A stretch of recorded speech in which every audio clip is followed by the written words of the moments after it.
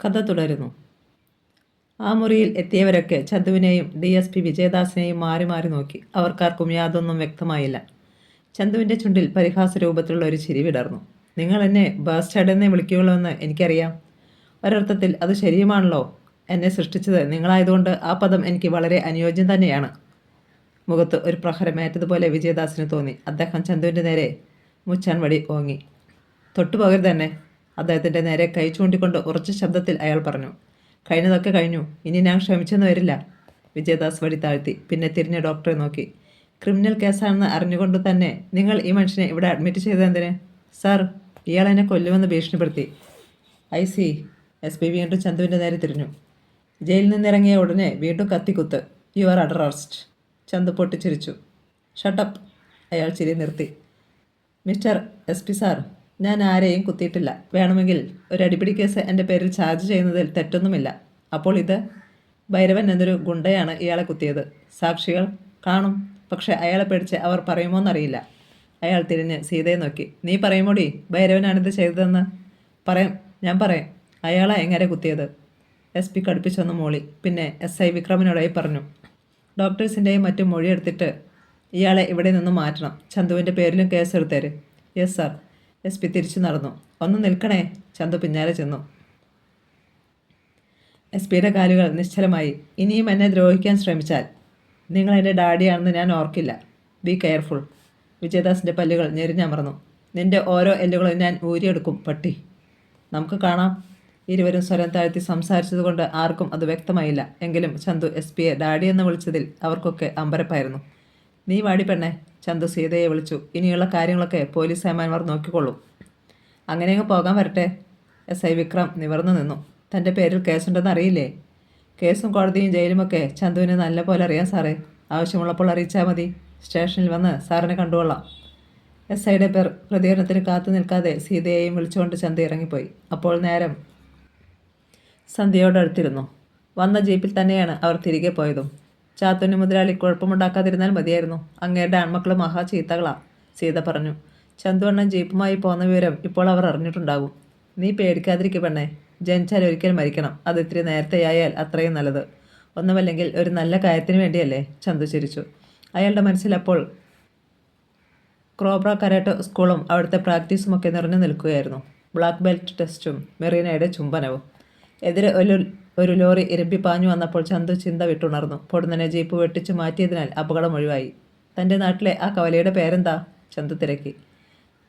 അടിപിടി കൂടിയ കവല? പാലമൂട്. പിന്നെ യാതൊന്നും സംസാരിക്കാതെ ചന്തു ജീപ്പ് പായിച്ചു. പാലമൂട് കവലയോട് അടുക്കാറായതും സീതയുടെ ഹൃദയം പെരുമ്പറ പോലെ മുഴുങ്ങാൻ തുടങ്ങി. ദൈവമേ, കുഴപ്പമൊന്നും ഉണ്ടാകരുതേ. അവൾ ഇമകൾ പൂട്ടി പ്രാർത്ഥിച്ചു. കവലയിൽ ജീപ്പ് നിന്നു. ജനം എത്തി നോക്കി.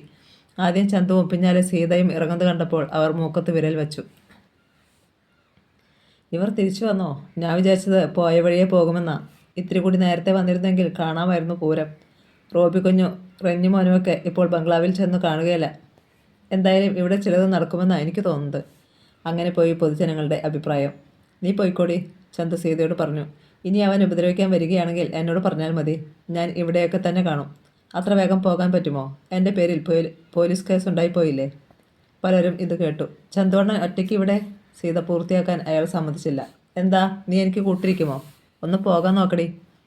അവൾ വിഷമത്തോടെ പോയി. ചന്തു ജീപ്പിൽ ചാരി നിന്ന് ഒരു ബീഡി കത്തിച്ചു. ഒരു വിചിത്ര മൃഗത്തെ കാണുന്നത് പോലെയാണ് ആൾക്കാർ നിൽക്കുന്നതെന്ന് അയാൾക്കറിയാം. ഇരുട്ട് വീണു തുടങ്ങി. ചാത്തുണ്ണിയുടെ ബംഗ്ലാവിലേക്ക് എത്ര ദൂരം വരും? ചന്തു ഒരാളോട് ചോദിച്ചു. 10-11 കിലോമീറ്റർ വരും. എന്താ, നിങ്ങൾക്ക് അവിടേക്ക് പോകാനാ? ഈ ജീപ്പ് കൊണ്ടു കൊടുക്കണം. അത് വേണ്ട കേട്ടോ.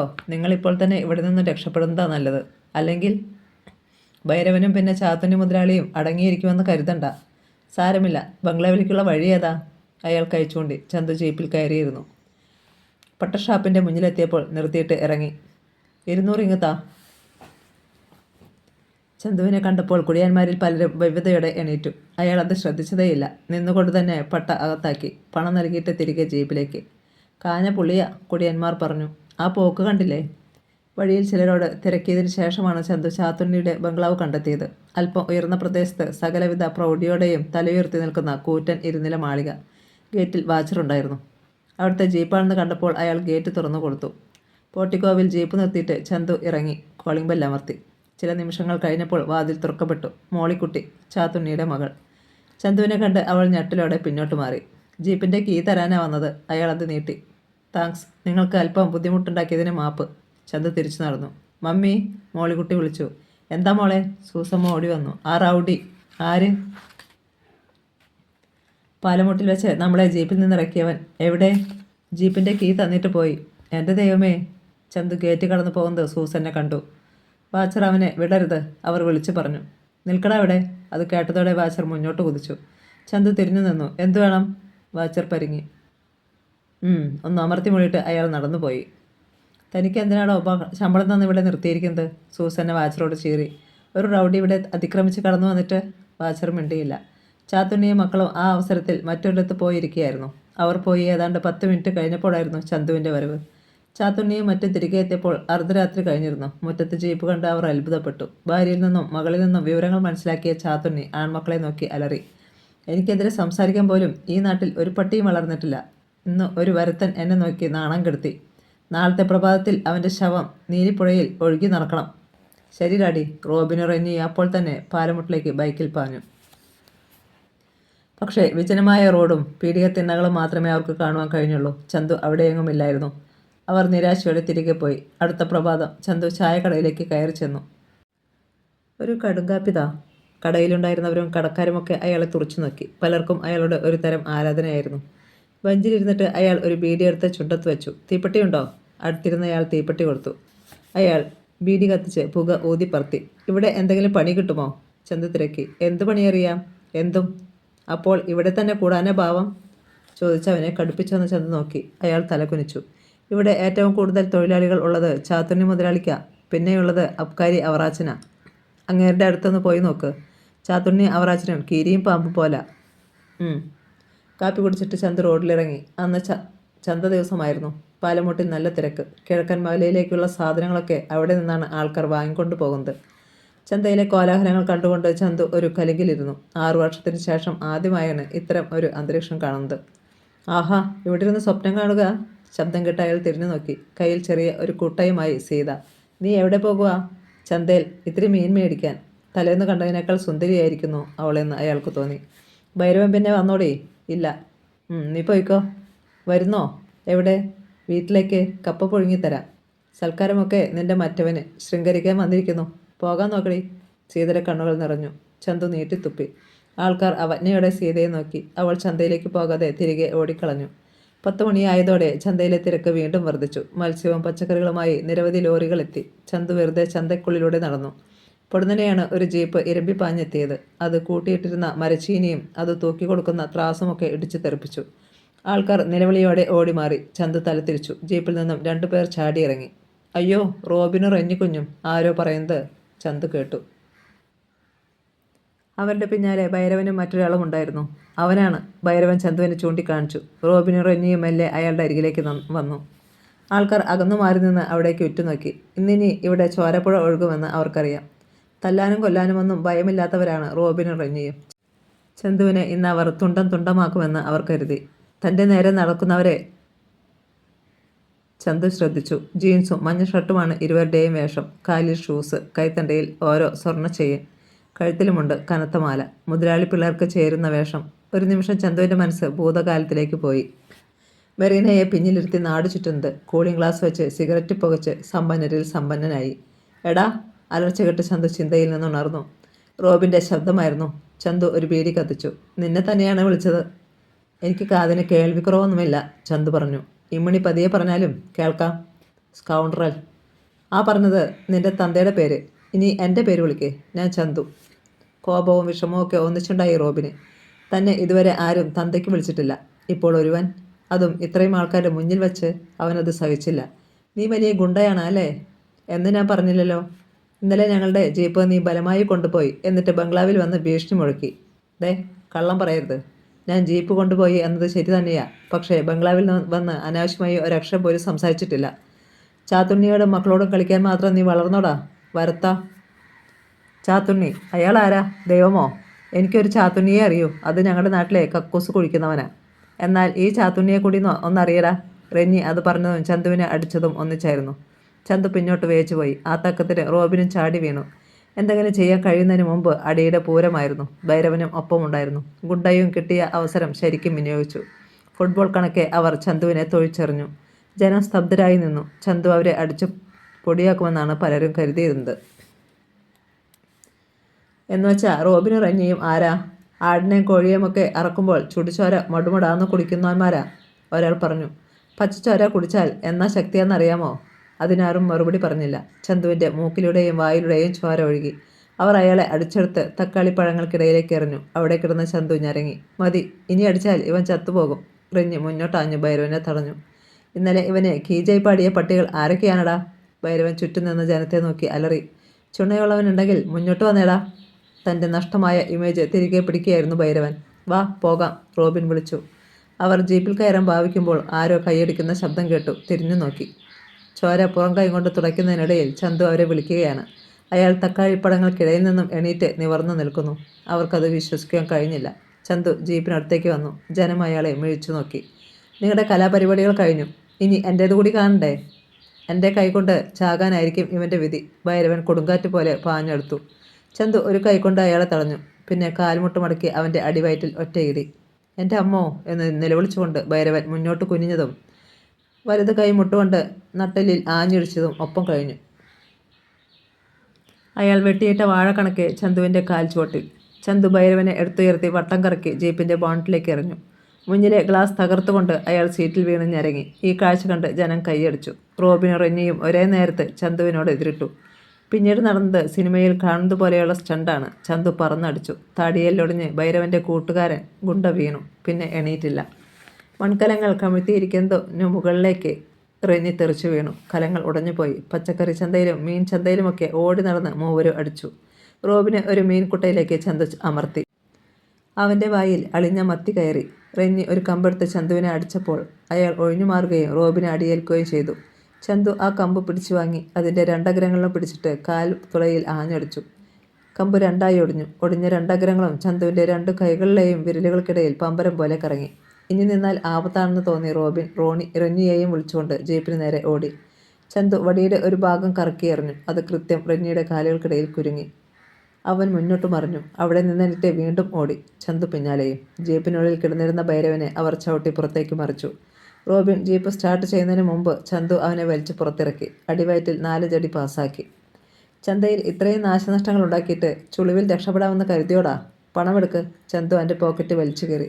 100ൻ്റെ കുറേ നോട്ടുകൾ താഴെ വീണു. അയാൾ പണമെടുത്തിട്ട് അവൻ്റെ കഴുത്തിൽ കിടന്നിരുന്ന മാല വലിച്ചു പൊട്ടിച്ചു. ഇത് വിറ്റാൽ നഷ്ടം തീർക്കാൻ കഴിഞ്ഞേക്കും. ചന്തു പണവും സ്വർണ്ണമാലയും ചിതറിക്കിടന്നിരുന്ന പച്ചക്കറികൾക്കിടയിലേക്ക് ഇട്ടുകൊടുത്തു. പിന്നെ ആൾക്കാരെ നോക്കി പറഞ്ഞു. ഇവിടെ നിങ്ങൾക്ക് നഷ്ടമായതൊക്കെ ആ മാല വിറ്റിട്ട് വീട്ടുകൊള്ളുക. ഇവന്മാരെ പേടിച്ച് അതാരും എടുക്കാതിരിക്കരുത്. അത് നിങ്ങൾക്ക് തന്നത് ഞാനാണ്, ഈ ചന്തു. റോബിനെ വീണ്ടും ജീപ്പിലേക്ക് തള്ളി. പോയിക്കോടാ. ഭൈരവനും അയാളുടെ കൂട്ടുകാരനും ആൾക്കാർക്കിടയിലൂടെ ഊളിയിട്ട് പോയി കഴിഞ്ഞിരുന്നു. ജീപ്പ് അകന്നുപോയി. ജനം ചന്തുവിനെ വളഞ്ഞു. ഒന്ന് മാറി നിൽക്കേൻ. ചായക്കടക്കാരൻ കുഞ്ഞപ്പൻ ഒരു ഗ്ലാസ് ചായയുമായി ആൾക്കാരെ തള്ളി മാറ്റിക്കൊണ്ട് മുന്നിലെത്തി. ഇത് കുടിക്കണം മോനെ, നീയാ ആണ് ഒത്തിരി കാലമായി ഒരാണിനെ കണ്ടിട്ട്. ചെമ്പൻ കുഞ്ഞ് മരിച്ചതിൽ പിന്നെ ചുണയുള്ള ഒരാണിനെ കാണുന്നത് ആദ്യമാ. ഇവന്മാരെ കൊണ്ട് പൊറുതി മുട്ടിയിരിക്കുമ്പോഴാണ് മോൻ വന്നത്. ചന്തു ചായ വാങ്ങി കുടിച്ചു. മോൻ ഇനി പോകണ്ട, കുഞ്ഞച്ചൻ പറഞ്ഞു. ചന്തു ആ കണ്ണുകളിലേക്ക് നോക്കി. അതെ, ചന്തു അണ്ണൻ പോകണ്ട. ചന്തയിലെ തൊഴിലാളികൾ ഒന്നടങ്കം അത് ഏറ്റു പറഞ്ഞു. നിനക്കൊക്കെ നാണമില്ലടാ, തല്ലു മേടിച്ചുകൊണ്ട് എൻ്റെ മുന്നിൽ വരാൻ. ചാത്തുണ്ണി മുതലാളി മക്കളെ നോക്കി അലറി. അവനെ കൊന്നിട്ട് വന്നിരുന്നെങ്കിൽ ഞാൻ അഭിമാനത്തോടെ നിങ്ങളെ സ്വീകരിക്കുമായിരുന്നു. റോബിനും റെന്നിയും മിണ്ടാതെ നിന്നു. മാനഹാനിയും ഒപ്പം തന്നെ നഷ്ടവും. ചാത്തുണ്ണി കാറിത്തുപ്പി. നഷ്ടപരിഹാരവും കൊടുത്തിട്ട് വന്നിരിക്കുന്നു. മുതലാളി വേഗം തൻ്റെ മുറിയിലേക്ക് കയറിപ്പോയി. പിന്നെ കൊടുങ്കാറ്റ് പോലെ തിരികെ വന്നു. അപ്പോൾ അയാളുടെ കയ്യിൽ ഒരു ഇരട്ടക്കുഴൽ തോക്കുണ്ടായിരുന്നു. ആ പന്നിയെ ഞാൻ കൊല്ലും. ഇതെന്ത് കൂത്ത്? സൂസൻ അവിടേക്ക് വന്നു. നിങ്ങളെ എന്ത് ഭ്രാന്ത് കാണിക്കാനുള്ള പുറപ്പാടാണിത്? നമ്മുടെ മക്കളെ ഒരുത്തൻ തല്ലി സാധിച്ചിട്ട് ഞാനത് കണ്ടുകൊണ്ട് നിൽക്കണമെന്നാണോടി നീ പറയുന്നത്?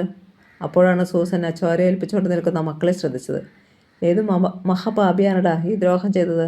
അവർ മക്കളെ കെട്ടിപ്പിടിച്ചു. ഇന്നലത്തെ ആ പന്ന റാസ്കൽ. ചാത്തുണ്ണി പല്ലു കടിച്ചു. അവൻ്റെ തലയിൽ ഇടുത്തി വീഴും. ചാത്തുണ്ണി ചെന്ന് ജീപ്പിൽ കയറി. തോക്ക് സീറ്റിൽ ചാരി വെച്ചു.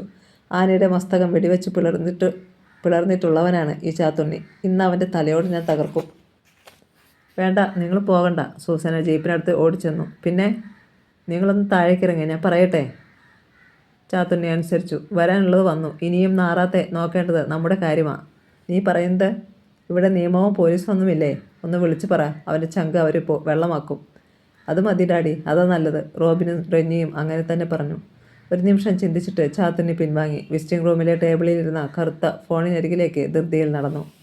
കുഞ്ഞച്ചൻ്റെ ചായക്കടയോട് ചേർന്നുള്ള ചായപ്പിൽ ഒരു ചാക്കുകട്ടിലിൽ അർദ്ധമയക്കത്തിലായിരുന്നു ചന്തു. അപ്പോൾ നേരം ഉച്ച കഴിഞ്ഞിരുന്നു. പെട്ടെന്നാണ് പോലീസ് ജീപ്പ് അവിടെ വന്ന് ബ്രേക്ക് ചെയ്തത്. ഇൻസ്പെക്ടർ വിക്രമും 4-5 പോലീസുകാരും ചാടിയിറങ്ങി. ചന്തു എവിടെ? ബാർബർ കുട്ടപ്പനോട് SI തിരക്കി. അയാൾ കുഞ്ഞച്ചൻ്റെ ചായപ്പിലേക്ക് കഴിച്ചുകൊണ്ടി. കുഞ്ഞച്ചൻ ഓടിച്ചെന്ന് ചന്തുവിനെ ഉണർത്തുന്നതിന് മുമ്പ് വിക്രമോ സംഘവും അവിടെ എത്തിയിരുന്നു. എടാ, കണ്ണു തുറന്നും വിക്രം അയാളുടെ മുണ്ടിൽ കുത്തിപ്പിടിച്ചുയർത്തി. സാർ. ഷട്ടപ്പ്. ചന്തു പോലീസുകാർക്കിടയിൽ ചെന്നു വീണു. അവർ അയാളെ ഒരു ചാക്കുകെട്ട് പോലെ ഉയർത്തി ജീപ്പിനുള്ളിലേക്ക് എറിഞ്ഞു. പിന്നാലെ അവരും കയറി. ഒരസ്ത്രം കണക്കെ ജീപ്പ് വന്ന വഴിയെ പാഞ്ഞുപോയി. പാലമുട്ടിലെ ജനം അന്തം വിട്ടു നിന്നു. പോലീസുകാർ ജീപ്പിൻ്റെ പിന്നിലെ ടാർപ്പാളിൻ അഴിച്ച് താഴെയിട്ടു. ഇരുവശത്തുമുള്ള സീറ്റുകൾക്കിടയിൽ അവരുടെ കാൽ കീഴിൽ ചന്തു. സ്റ്റേഷനിലെത്തുമ്പോഴേക്കും അവർ ചന്തുവിനോട് കൈയുടെ തരിപ്പ് തീർത്തിരുന്നു. പോലീസ് സ്റ്റേഷൻ്റെ മുറ്റത്ത് ജീപ്പ് നിന്നു. അവനെ ലോക്കപ്പ് ചെയ്യ് പറഞ്ഞിട്ട് SI വിക്രം തൻ്റെ ഓഫീസ് റൂമിലേക്ക് പോയി. പോലീസുകാർ ചന്തുവിനെ പുറത്തിറക്കി. അയാൾക്ക് നടക്കാൻ കുറേ ബുദ്ധിമുട്ടുണ്ടായിരുന്നു. അവർ അയാളുടെ പിടയിലേക്ക് പിടിച്ച് ലോക്കപ്പിലേക്ക് തള്ളി. ചന്തു മുറിയുടെ മൂലയിൽ മുഖമടിച്ചു വീണപ്പോൾ മുന്നിൽ ഇരുമ്പ് വാതിലടഞ്ഞു. ഈ സമയം ഇൻസ്പെക്ടർ വിക്രം ചാതുർണ്യമായി ഫോണിൽ സംസാരിക്കുകയായിരുന്നു. അവനെ അകത്താക്കി സാർ. Very good. ഞാൻ നിങ്ങൾക്കൊരു പ്രത്യേക സമ്മാനം തരുന്നുണ്ട്. ചാത്തുണ്ണിയുടെ സന്തോഷം നിറഞ്ഞ ശബ്ദം. അവൻ്റെ ഓരോ എല്ലുകളും 2 ആക്കിയേക്കണം. അക്കാര്യം ഓർമ്മിപ്പിക്കണോ സാർ? നാളെ ഞാൻ അതുവഴി വരാം. Thank you sir. Vikram receiver വെച്ചിട്ട് ലോക്കപ്പിനടുത്തേക്ക് വന്നു. എടാ കൊച്ചു കഴിവേണ്ട മോനെ, ഹോസ്പിറ്റലിൽ വെച്ച് നീ എന്നെ കയറി ഭരിക്കാൻ വന്നപ്പോഴേ ഞാൻ മനസ്സിൽ കുറിച്ചിട്ടതാ. വിക്രം മെല്ലെ ലോക്കപ്പിനുള്ളിലേക്ക് കയറി. വാച്ചഴിച്ച് ഹെഡ് കോൺസ്റ്റബിളിനെ ഏൽപ്പിച്ചിട്ട് പുറം കാലുകൊണ്ട് തട്ടി വാതിലടച്ചു. ചന്തു ഭീതിയോടെ അയാളെ നോക്കി. നീ മാന്യന്മാരുടെ മക്കളെ അടിക്കും അല്ലേടാ? ഇന്നലെ നീ ചാത്തുണ്ണിയെ പരസ്യമായി ആക്ഷേപിച്ചു. ഈ രാജ്യത്ത് പലതും നടക്കും, നീതിയും അല്ലാത്തതും. ഇതിലൊന്നും നീ ഇടപെടേണ്ട. അതിനൊക്കെ ഇവിടെ ഞങ്ങളുണ്ട് കേട്ടോ. അയാൾ ചന്തുവിൻ്റെ മുടിയിൽ കുത്തിപ്പിടിച്ച് ഉയർത്തി കാൽമുട്ടുകൊണ്ട് നാഭിക്കിടിച്ചു. അമ്മേ. ഞരക്കത്തോടെ ചന്തു അടിവയറ്റിൽ കൈയമർത്തി. ഇനിമേലിൽ നിന്നെ ഈ നാട്ടിൽ കണ്ടുപോകരുത്. സാർ. കിതപ്പോടെ ചന്തു വിളിച്ചു. എന്നെ ഇങ്ങനെ ദ്രോഹിക്കുന്നതിന് നിങ്ങൾ തീർച്ചയായും കണക്ക് പറയേണ്ടി വരും. ആരോട്? നിന്നോടോ? പന്ന റാസ്കൽ. നീ എന്നെ കളി പഠിപ്പിക്കാൻ വരികയാണോടാ? ഇൻസ്പെക്ടറുടെ കൈയുടെ തരിപ്പ് തീരുന്നതുവരെ ചന്തുവിനെ ഇടിച്ചു. അവസാനം അയാൾക്ക് നേരിയ ചലനം മാത്രം അവശേഷിച്ചപ്പോഴാണ് ഇടി നിർത്തിയത്. വെള്ളം. വെള്ളം. ലോക്കപ്പിൻ്റെ മൂലയിൽ കിടന്ന് അയാൾ ഞരങ്ങി. ആരും അത് ശ്രദ്ധിച്ചതേയില്ല. ഏമാനെ, അവൻ ലോക്കപ്പിൽ കിടന്ന് ചത്താൽ നമ്മൾക്കൊക്കെ കുഴപ്പമാകില്ലേ? HC SIയോട് തിരക്കി. ഒരു കാര്യം ചെയ്യേ, ഇത്തിരി വെള്ളമോ മറ്റോ കൊടുത്തിട്ട് സന്ധ്യ കഴിയുമ്പോൾ ഇറക്കി വിട്ടേരെ. ശരി സാർ. ഒരു കോൺസ്റ്റബിൾ കൂജിയിൽ നിന്ന് ചന്തുവിൻ്റെ തലയിലേക്ക് വെള്ളം കമഴ്ത്തി. ആർത്തിയോടെ അയാൾ വായ തുറന്നപ്പോഴേക്കും വെള്ളം തറയിൽ പടർന്നിരുന്നു. ചന്തു തറയിൽ നിന്നും വെള്ളം നക്കി കുടിച്ചു, ഒരു പട്ടിയെപ്പോലെ. നേരം സന്ധ്യ ആയപ്പോഴേക്കും പ്രകൃതിയുടെ മട്ടാകെ മാറി. വിശ്രം കാറ്റ് വീശി തുടങ്ങി. മഴ പെയ്തേക്കും. അവനെ ഇറക്കിവിടാം സാർ. HC വിക്രമിനോട് അനുവാദം ചോദിച്ചു. വിട്ടേര്. ലോക്കപ്പിൻ്റെ വാതിൽ തുറക്കപ്പെട്ടു. ചന്തു ബന്ധപ്പെട്ട് തല ഉയർത്തി. ഇങ്ങോട്ട് ഇറങ്ങി വാടാ. കൊല്ലാനാണെങ്കിൽ ഇവിടെ വെച്ചായിക്കോ. നീ ഇനിയും വാങ്ങിക്കും. പോലീസുകാരൻ പുഴുത്ത തെറി വിളിച്ചു. ഇറങ്ങി വാടാ ഇങ്ങോട്ട്. ചന്തുവിന് എണ്ണീൽക്കാൻ കഴിഞ്ഞില്ല. ഒരു വിധന വലിഞ്ഞിഴഞ്ഞ് പുറത്തെത്തി. പൊയ്ക്കോ. ഇനിമേലിൽ ഈ നാട്ടിലെങ്ങും കണ്ടുപോകരുത്. അയാൾ ചന്തുവിനെ മുറ്റത്തേക്ക് തള്ളി. പെയ്ത മഴയുടെ ആദ്യത്തെ തുള്ളി അയാളുടെ പുറത്തു പതിഞ്ഞു.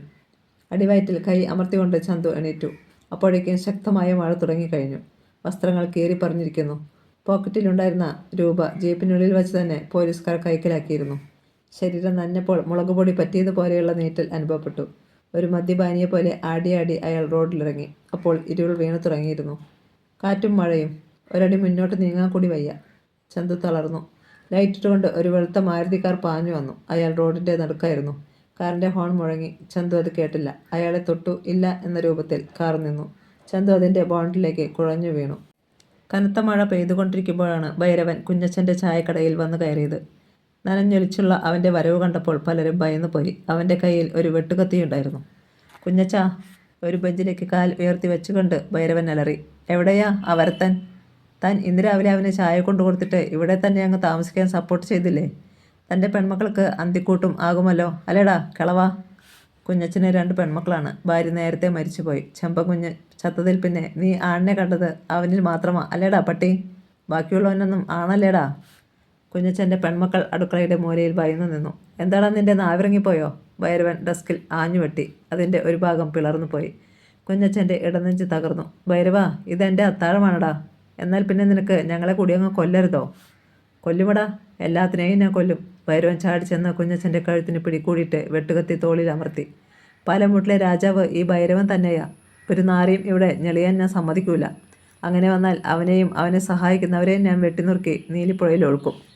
ആഹാ, അയാൾ പിടിവിട്ടു. എലിയെ വിറയ്ക്കുന്നത് പോലെയായിരുന്നു കുഞ്ഞച്ചൻ്റെ ഭാവം. ഒരു 100 രൂപയും കിടക്ക്, ഭൈരവൻ്റെ ആജ്ഞ. എൻ്റെ കയ്യിൽ പണമൊന്നുമില്ല. ഞാനൊന്ന് നോക്കട്ടെ. ഭൈരവൻ മേശ തുറന്നു. അതിനുള്ളിൽ ഉണ്ടായിരുന്ന നോട്ടുകൾ വാരിയെടുത്തു. ഞാൻ തരില്ല. നാളെ അരി വാങ്ങിക്കാനുള്ള കാശാ അത്. കുഞ്ഞച്ചൻ ഭൈരവൻ്റെ കയ്യിൽ കടന്നു പിടിച്ചു. അയാൾ കൈ കുടഞ്ഞു. കുഞ്ഞച്ചൻ ഒരു ഡെസ്കും മറിച്ചുകൊണ്ട് തറയിൽ മലർന്നു വീണു. വൃത്തികെട്ട ഒരു ചിരിയോടെ ഭൈരവൻ അടുക്കള വാതിൽക്കലെത്തി പെൺകുട്ടികളെ നോക്കി മുരണ്ടു. രണ്ടിനും ഞാൻ വച്ചിട്ടുണ്ട്. ഈ ഭൈരവൻ ആണാണെന്ന് കാട്ടിത്തരാം. വരുത്തമാരെ മാത്രമേ നിനക്കൊക്കെ പിടിക്കത്തുള്ളൂ. അയാൾ തിരികെ വന്ന് കുഞ്ഞച്ചന് ഒരു ചവിട്ടുകൂടി കൊടുത്തിട്ട് പുറത്തേക്ക് പോയി. അതുവരെ കടയിലുണ്ടായിരുന്ന മറ്റാരും ഒരക്ഷരം ഉരിയാടിയില്ല. അവൻ്റെ ഒടുക്കത്തെ പോക്ക. നെഞ്ചത്ത് കൈവച്ചുകൊണ്ട് കുഞ്ഞച്ചൻ ഹൃദയം നൊന്ത് വിലപിച്ചു. അന്ന് രാത്രിയിൽ കുടിച്ചിലക്കില്ലാതെ ഭൈരവൻ സീതയെ തേടി ചെന്നു. വഴിനീളെ തെറി വിളിച്ചുകൊണ്ട് ചെന്നതിനാൽ സീത നേരത്തെ തന്നെ പിൻവാതിൽ തുറന്ന് പുറത്തേക്ക് ഓടി. പുരയിടത്തിലുള്ള ഒരു പ്ലാവിൻ്റെ നിഴലിൽ അവൾ നിന്നു. വീടിനുള്ളിൽ അയാൾ എന്തൊക്കെയോ തല്ലിയുടയ്ക്കുന്ന ശബ്ദം കേൾക്കാമായിരുന്നു. ചന്തു മെല്ലെ കണ്ണുകൾ തുറന്നു. ഒന്നും വ്യക്തമായില്ല. കണ്ണുകൾക്ക് മുന്നിൽ വെളുത്ത പാട പോലെ, ചുറ്റും മഞ്ഞു വ്യാപിച്ചതുപോലെ. ചന്തു കൈവേൽ കൊണ്ട് കണ്ണു തുറന്നു. ഇപ്പോൾ എല്ലാം വ്യക്തം. മുകളിൽ വേഗത കുറഞ്ഞ് കറങ്ങുന്ന ഫാനിൽ ആദ്യമായി കണ്ണുകൾ തറഞ്ഞു. പിന്നെ ആ മുറിയിലെ ഓരോ ഭാഗത്തും കണ്ണുകൾ ഇഴഞ്ഞു നടന്നു. അതൊരു ഹോസ്പിറ്റൽ റൂമാണെന്ന് മനസ്സിലാക്കുവാൻ അയാൾക്ക് അധിക സമയം വേണ്ടി വന്നില്ല. കിടക്കയുടെ സമീപത്ത് തന്നെ ഡ്രിപ്പ് സ്റ്റാൻഡും അതിൽ തൂങ്ങിക്കിടക്കുന്ന ഒഴിഞ്ഞ കുപ്പിയും. തൻ്റെ ശരീരത്തിൽ അങ്ങിങ്ങ് ബാൻഡേജുകളുണ്ടെന്ന് ചന്തു അറിഞ്ഞു. ആരാണ് തന്നെ ഇവിടെ എത്തിച്ചത്?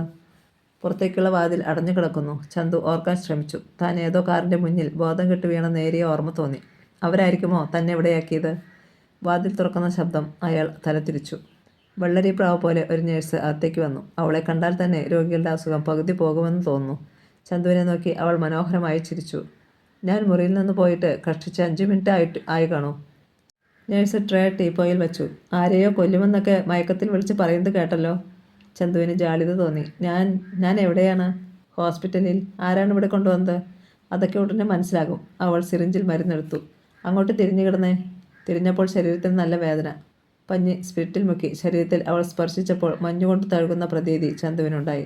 അവൾ ഇഞ്ചക്ഷൻ എടുത്തത് അയാൾ അറിഞ്ഞതുകൂടിയില്ല. ഇനി നേരെ കിടന്നോ? ചന്തു അവളെ തന്നെ നോക്കി കിടന്നു. എന്താ? അവൾ പിന്നെയും ചിരിച്ചു. പേരെന്താ? അയാൾ ചോദിച്ചു. തങ്കം, അവൾ പറഞ്ഞു. നീ ഒരു തങ്കം തന്നെയാ. അവൻ പറഞ്ഞതിന് അവൾ മറുപടി പറഞ്ഞില്ല. ഞാൻ ഡോക്ടറോട് പറയാം സ്വബോധത്തിലാണെന്ന്. അവൾ മുറിവിട്ട് പോയപ്പോൾ എന്തോ നഷ്ടമായ പ്രതീതിയായിരുന്നു ചന്തുവിന്. അല്പം കഴിഞ്ഞപ്പോൾ വാതിൽ തുറന്ന് മറ്റൊരാൾ അകത്തേക്ക് വന്നു. ചന്തു നോക്കി. വീണ്ടും വീണ്ടും നോക്കി. അയാളുടെ ചുണ്ടുകൾ വിതുമ്പി. ചന്തുവിനെ അത് വിശ്വസിക്കാൻ കഴിഞ്ഞില്ല. ബൈക്ക് തിരക്കേറിയ നഗരത്തിലൂടെ പായുകയായിരുന്നു. ഓരോ വാഹനങ്ങളെയും ഓവർടേക്ക് ചെയ്തുള്ള ആ പോക്ക്. ബൈക്ക് ഓടിക്കുന്നതിൽ ചന്തു ഒരു അമാനുഷ്യനാണ്. പിന്നിൽ അവൻ്റെ അരയിൽ കൈ ചുറ്റിയിരുന്ന മെറീന എപ്പോഴും പറയാറുള്ള വാചകമാണിത്. ഡോക്ടർ സേതുനാഥിൻ്റെ മകളാണ് മെറീന. ഇരുവരുടെയും ബന്ധം വീട്ടുകാർക്കറിയാം. അതുകൊണ്ട് തന്നെ അവർക്കിടയിൽ അതിർവരമ്പുകളില്ല. പാർക്കിലും ബീച്ചിലുമൊക്കെ ഇരുവരും നിത്യേന ചുറ്റിയടിക്കും. മെറീനയ്ക്ക് മെഡിസിന് അഡ്മിഷൻ കിട്ടിയ സമയം. എന്നാലും ദിവസവും ഇരുവരും തമ്മിൽ കാണും. ഒരു ദിവസം പോലും ചന്തുവിൻ്റെ ബൈക്കിൽ കയറിയില്ലെങ്കിൽ ആകെ മൂഡൌട്ടാണ് മെറീനയ്ക്ക്. വാഹനങ്ങളെ ഓവർടേക്ക് ചെയ്യുവാൻ അവനെ പ്രേരിപ്പിക്കുന്നതും അവൾ തന്നെ. ചന്തു പതിഞ്ഞതെങ്കിലും ആ ശബ്ദം അയാൾ കേട്ടു. ഭൂതകാലത്തിൻ്റെ അടിത്തട്ടിൽ എവിടെയോ ആയിരുന്ന ചന്തു ഞെട്ടി ഉണർന്നു. താൻ ബൈക്കിലല്ല, ആശുപത്രിയിലെ കിടക്കയിലാണ്. കിടക്കയുടെ അരികിൽ അവൾ നിൽക്കുന്നു. മെറീന, ഡോക്ടർ മെറീന. ചന്തു അവളെ നോക്കി. 6 വർഷങ്ങൾ അവളിൽ കാര്യമായ മാറ്റങ്ങളൊന്നും ഉണ്ടാക്കിയിട്ടില്ലെന്ന് കണ്ടു. ചന്തു, അവൾ വീണ്ടും വിളിച്ചു. മെറീനെ. അയാളുടെ ചുണ്ടുകൾ മന്ത്രിച്ചു. അനന്തതയിൽ എവിടെ നിന്നോ ഒഴുകി വരുന്ന ശബ്ദം പോലെ അവൾക്ക് തോന്നി. എന്തോ കൊച്ചുകുട്ടിയെപ്പോലെ അവൾ വിളി കേട്ടു. ഞാൻ എങ്ങനെ ഇവിടെ എത്തി? എൻ്റെ കാറിൻ്റെ ബോണറ്റിലാണ് ചന്തു ബോധം മറ്റു വീണത്. ചന്തുവിനൊരു നടുക്കം. പൊടുന്നനെ അയാൾ യാഥാർത്ഥ്യത്തിലേക്ക് മടങ്ങി വരികയാണ്. മെറീന ഇന്ന് തൻ്റെ ആരുമല്ല. തൻ്റെ അനുജൻ്റെ, തൻ്റെ ശത്രുവായ സഹോദരൻ്റെ ഭാര്യയാണ്. തൻ്റെ ശത്രുക്കളായ ഡാഡിയുടെയും മമ്മിയുടെയും മരുമകളാണ്. ആ സത്യം ചന്തുവിനെ ഉലച്ചു. ചെയ്തു തന്ന ഉപകാരങ്ങൾക്ക് നന്ദി. എനിക്ക് ഉടനെ പോകണം. ചന്തു ചാടി എണീറ്റു. ശരീരത്തിലെ വേദനയൊന്നും അയാൾ കണക്കാക്കിയില്ല. ചന്തു, അമ്പരപ്പോടെ മെറീനെ വിളിച്ചു. എന്നോട് നിങ്ങൾക്ക് ശത്രുതയാണോ? അവൾ കരഞ്ഞുപോയി. ശത്രുവിൻ്റെ ഭാര്യയെ മിത്രമായി കരുതുന്നതിലും ഭേദം അതുതന്നെയാണ്. അയാൾ വെറുപ്പോടെ മുഖം തിരിച്ചു. എല്ലാവരും ചേർന്ന് എന്നെ കൊല്ലുകയില്ലെന്ന് ഞാൻ എങ്ങനെ അറിയും? അങ്ങനെയെങ്കിൽ ചന്തുവിനെ ഇവിടെ കൊണ്ടുവന്ന് ഈ മുറിവുകളൊക്കെ ബാൻഡേജ് ചെയ്യേണ്ട ആവശ്യം എനിക്കുണ്ടായിരുന്നോ? ബ്ലഡി ചീറ്റിംഗ്, അവളെ തുറച്ചു നോക്കിക്കൊണ്ട് അയാൾ പറഞ്ഞു. എൻ്റെ ചന്തു തന്നെയാണോ ഇത് പറയുന്നത്? നിനക്ക് ഇങ്ങനെ പറയാൻ എന്താ അവകാശം? എന്തായാലും ഞാൻ മരിച്ചില്ലല്ലോ. Thank you. ചന്തു ഇറങ്ങി നടന്നു. ഇടനാഴിയിൽ വെച്ച് നേഴ്സ് തങ്കം എതിരെ വരുന്നത് കണ്ടു. എവിടേക്കാ? വെറുതെ ഒന്ന് ചിരിക്കാൻ ചന്തുവിനെ പണിപ്പെടേണ്ടി വന്നു. ഡോക്ടർ മെറീനെ വാതിൽക്കൽ വന്നു നിന്ന് നോക്കി. നടന്നു മറയുന്ന ചന്തു. അവൾക്ക് തല കറങ്ങി. ഒരാഴ്ച കഴിഞ്ഞു. ഒരു രാത്രി സബ് ഇൻസ്പെക്ടർ വിക്രം ജീപ്പിൽ ഒറ്റയ്ക്ക് പോവുകയായിരുന്നു വീട്ടിലേക്ക്. ജീപ്പ് പ്രധാന പാത വിട്ട് ചെമ്മൺ നിരത്തിലേക്ക് കയറി. ഇനി 4 കിലോമീറ്ററുകൾ കൂടി പോകണം. അധികം ആൾപ്പാർപ്പില്ലാത്ത ഭാഗം. ഒരു വളവ് തിരിഞ്ഞപ്പോൾ പെട്ടെന്ന് അയാൾ ബ്രേക്കിൽ കാലമർത്തി. റോഡിൽ 4-5 വലിയ കല്ലുകൾ നീക്കിയിട്ട് മാർഗതടസ്സം ഉണ്ടാക്കിയിരിക്കുന്നു. അതിൽ ഒരു കല്ലിൻ്റെ മുകളിൽ അലക്ഷ്യമായിരുന്ന ഒരു മനുഷ്യൻ ബീഡി വലിക്കുന്നു. ഇൻസ്പെക്ടർ അല്പമൊന്നും അമ്പരക്കാതിരുന്നില്ല. കൈലിയും ഷർട്ടുമാണ് അയാളുടെ വേഷം. വിക്രം പലതവണ ഹോണടിച്ചു. അയാൾക്ക് യാതൊരു കുലുക്കവുമില്ല. അയാൾ എഞ്ചിൻ ഓഫ് ചെയ്തു. എടുത്ത് മാറ്റാ കല്ല്. ഒരു പുഴുത്ത തെറിയുടെ അകമ്പടിയോടെ അയാൾ വിളിച്ചലറി. അത് കേട്ടിട്ടും അയാൾ അനങ്ങിയില്ല. ഹെഡ്ലൈറ്റ് ഓഫ് ചെയ്യാതെ കോപത്തോടെ വിക്രം ചാടിയിറങ്ങി. പൊതുനിരത്തിൽ തെമ്മാടിത്തരം കാണിക്കുന്നുണ്ടോ റാസ്കൽ? ചോദിച്ചതും ഒറ്റത്തൊഴി. എന്നാൽ ആ മനുഷ്യൻ കൈക്കൊണ്ട് കാൽ തട്ടി. ഇൻസ്പെക്ടർ നടുവ് തല്ലി റോഡിൽ വീണു. ഉടനെ ആ മനുഷ്യൻ എണീറ്റു. കണ്ണുകളിൽ കത്തുന്ന പുക. തറയിൽ നിന്ന് എഴുന്നേൽക്കുന്നതിനിടയിൽ അമ്പരപ്പോടെ വിക്രം ആളിനെ കണ്ടു. ചന്തു. ബീഡിക്കുറ്റി തുപ്പിക്കളഞ്ഞിട്ട് ചന്തു അയാളെ പിടിച്ചുയർത്തി. അതേ വേഗത്തിൽ തന്നെ തറയിലേക്ക് ചവിട്ടി താഴ്ത്തി. നായൻ്റെ മോനെ, നീ ലോക്കപ്പിൽ വെച്ച് എന്നെ എന്തൊക്കെയാണടാ ചെയ്തത്? എടാ, നീ ആരോടാണ് കളിക്കുന്നതെന്ന് അറിയാമോ? നല്ലവണ്ണം അറിഞ്ഞിട്ട് തന്നെയാണടാ അന്ന് ഞാൻ തിരികെ ഒന്നും ചെയ്യാഞ്ഞത്. നിയമത്തെ മാനിച്ചിട്ടാണ് കേട്ടോ. ചന്തു പിന്നെയും വിക്രമിനെ ഇടിച്ചു. അയാൾക്ക് തിരികെ ഒന്നും ചെയ്യാൻ കൂടി കഴിഞ്ഞില്ല. ഇനി എന്നെ തല്ലരുത്. വിക്രമിൻ്റെ ദയനീയമായ ശബ്ദം. ഞാൻ ചത്തുപോകും. ചന്തു ഇടി നിർത്തി. നീയൊക്കെ ചാകുന്നു തന്നെയാണടാ നല്ലത്. ചന്തു പിന്നെയും വിക്രമിനടിച്ചു. അയാൾക്ക് തിരികെ ഒന്നും ചെയ്യാൻ കൂടി കഴിഞ്ഞില്ല. ഇനി എന്നെ തല്ലരുത്. വിക്രമിൻ്റെ ദയനീയമായ ശബ്ദം. ഞാൻ ചത്തുപോകും. ചന്തു ഇടി നിർത്തി. നീയൊക്കെ ചാകുന്നു തന്നെയാണടാ നല്ലത്. ചന്തു വിക്രമിനെ എടുത്ത് ജീപ്പിലേക്ക് എറിഞ്ഞു. അനന്തരം റോഡിലെ കല്ലുകൾ നീക്കിയിട്ട് ജീപ്പിനടുത്ത് ചെന്നു. പിന്നെ ഇത് നമ്മുടെ മാത്രം കാര്യമാണ്. ഞാൻ ആരോടും പറയില്ല. നമ്മൾ 2 പേർ മാത്രമേ അറിഞ്ഞിട്ടുള്ളൂ. ഞാൻ വീണ്ടും പാലമുട്ടിലേക്ക് തന്നെ പോകും. വെറുതെ ഇനി എൻ്റെ മേൽ കുതിര കയറുവാൻ വന്നേക്കരുത്. അയാൾ മറ്റൊരു ബീഡി കത്തിച്ചു. അഥവാ ഇനി എന്നെ ദ്രോഹിക്കാൻ ശ്രമിച്ചാൽ പിന്നെ നിങ്ങൾ ഭാര്യയെയും മക്കളെയും കണ്ട് മരിക്കില്ല. അന്ന് കൂട്ടിനുണ്ടായിരുന്ന പോലീസുകാർക്കും കൊടുക്കാനുള്ളത് ഞാൻ രഹസ്യമായി കൊടുത്തിട്ടുണ്ട്. അപ്പോൾ വിക്രം ഓർത്തു. ഹെഡ് കോൺസ്റ്റബിളിൻ്റെ ശരീരത്തിൽ മുറിവുകൾ. ചോദിച്ചപ്പോൾ മദ്യപിച്ചിട്ട് എവിടെയോ വീണതാണെന്നാണ് അയാൾ പറഞ്ഞത്. പോയിക്കോ, ചന്തു പറഞ്ഞു. വിക്രം ജീപ്പ് സ്റ്റാർട്ട് ചെയ്തു. സായാഹ്നം. പാലമുട്ടിൽ സാമാന്യ തിരക്കുണ്ട്. സാധനങ്ങൾ വാങ്ങിക്കുവാൻ എത്തിയ തൊഴിലാളികളും മറ്റും.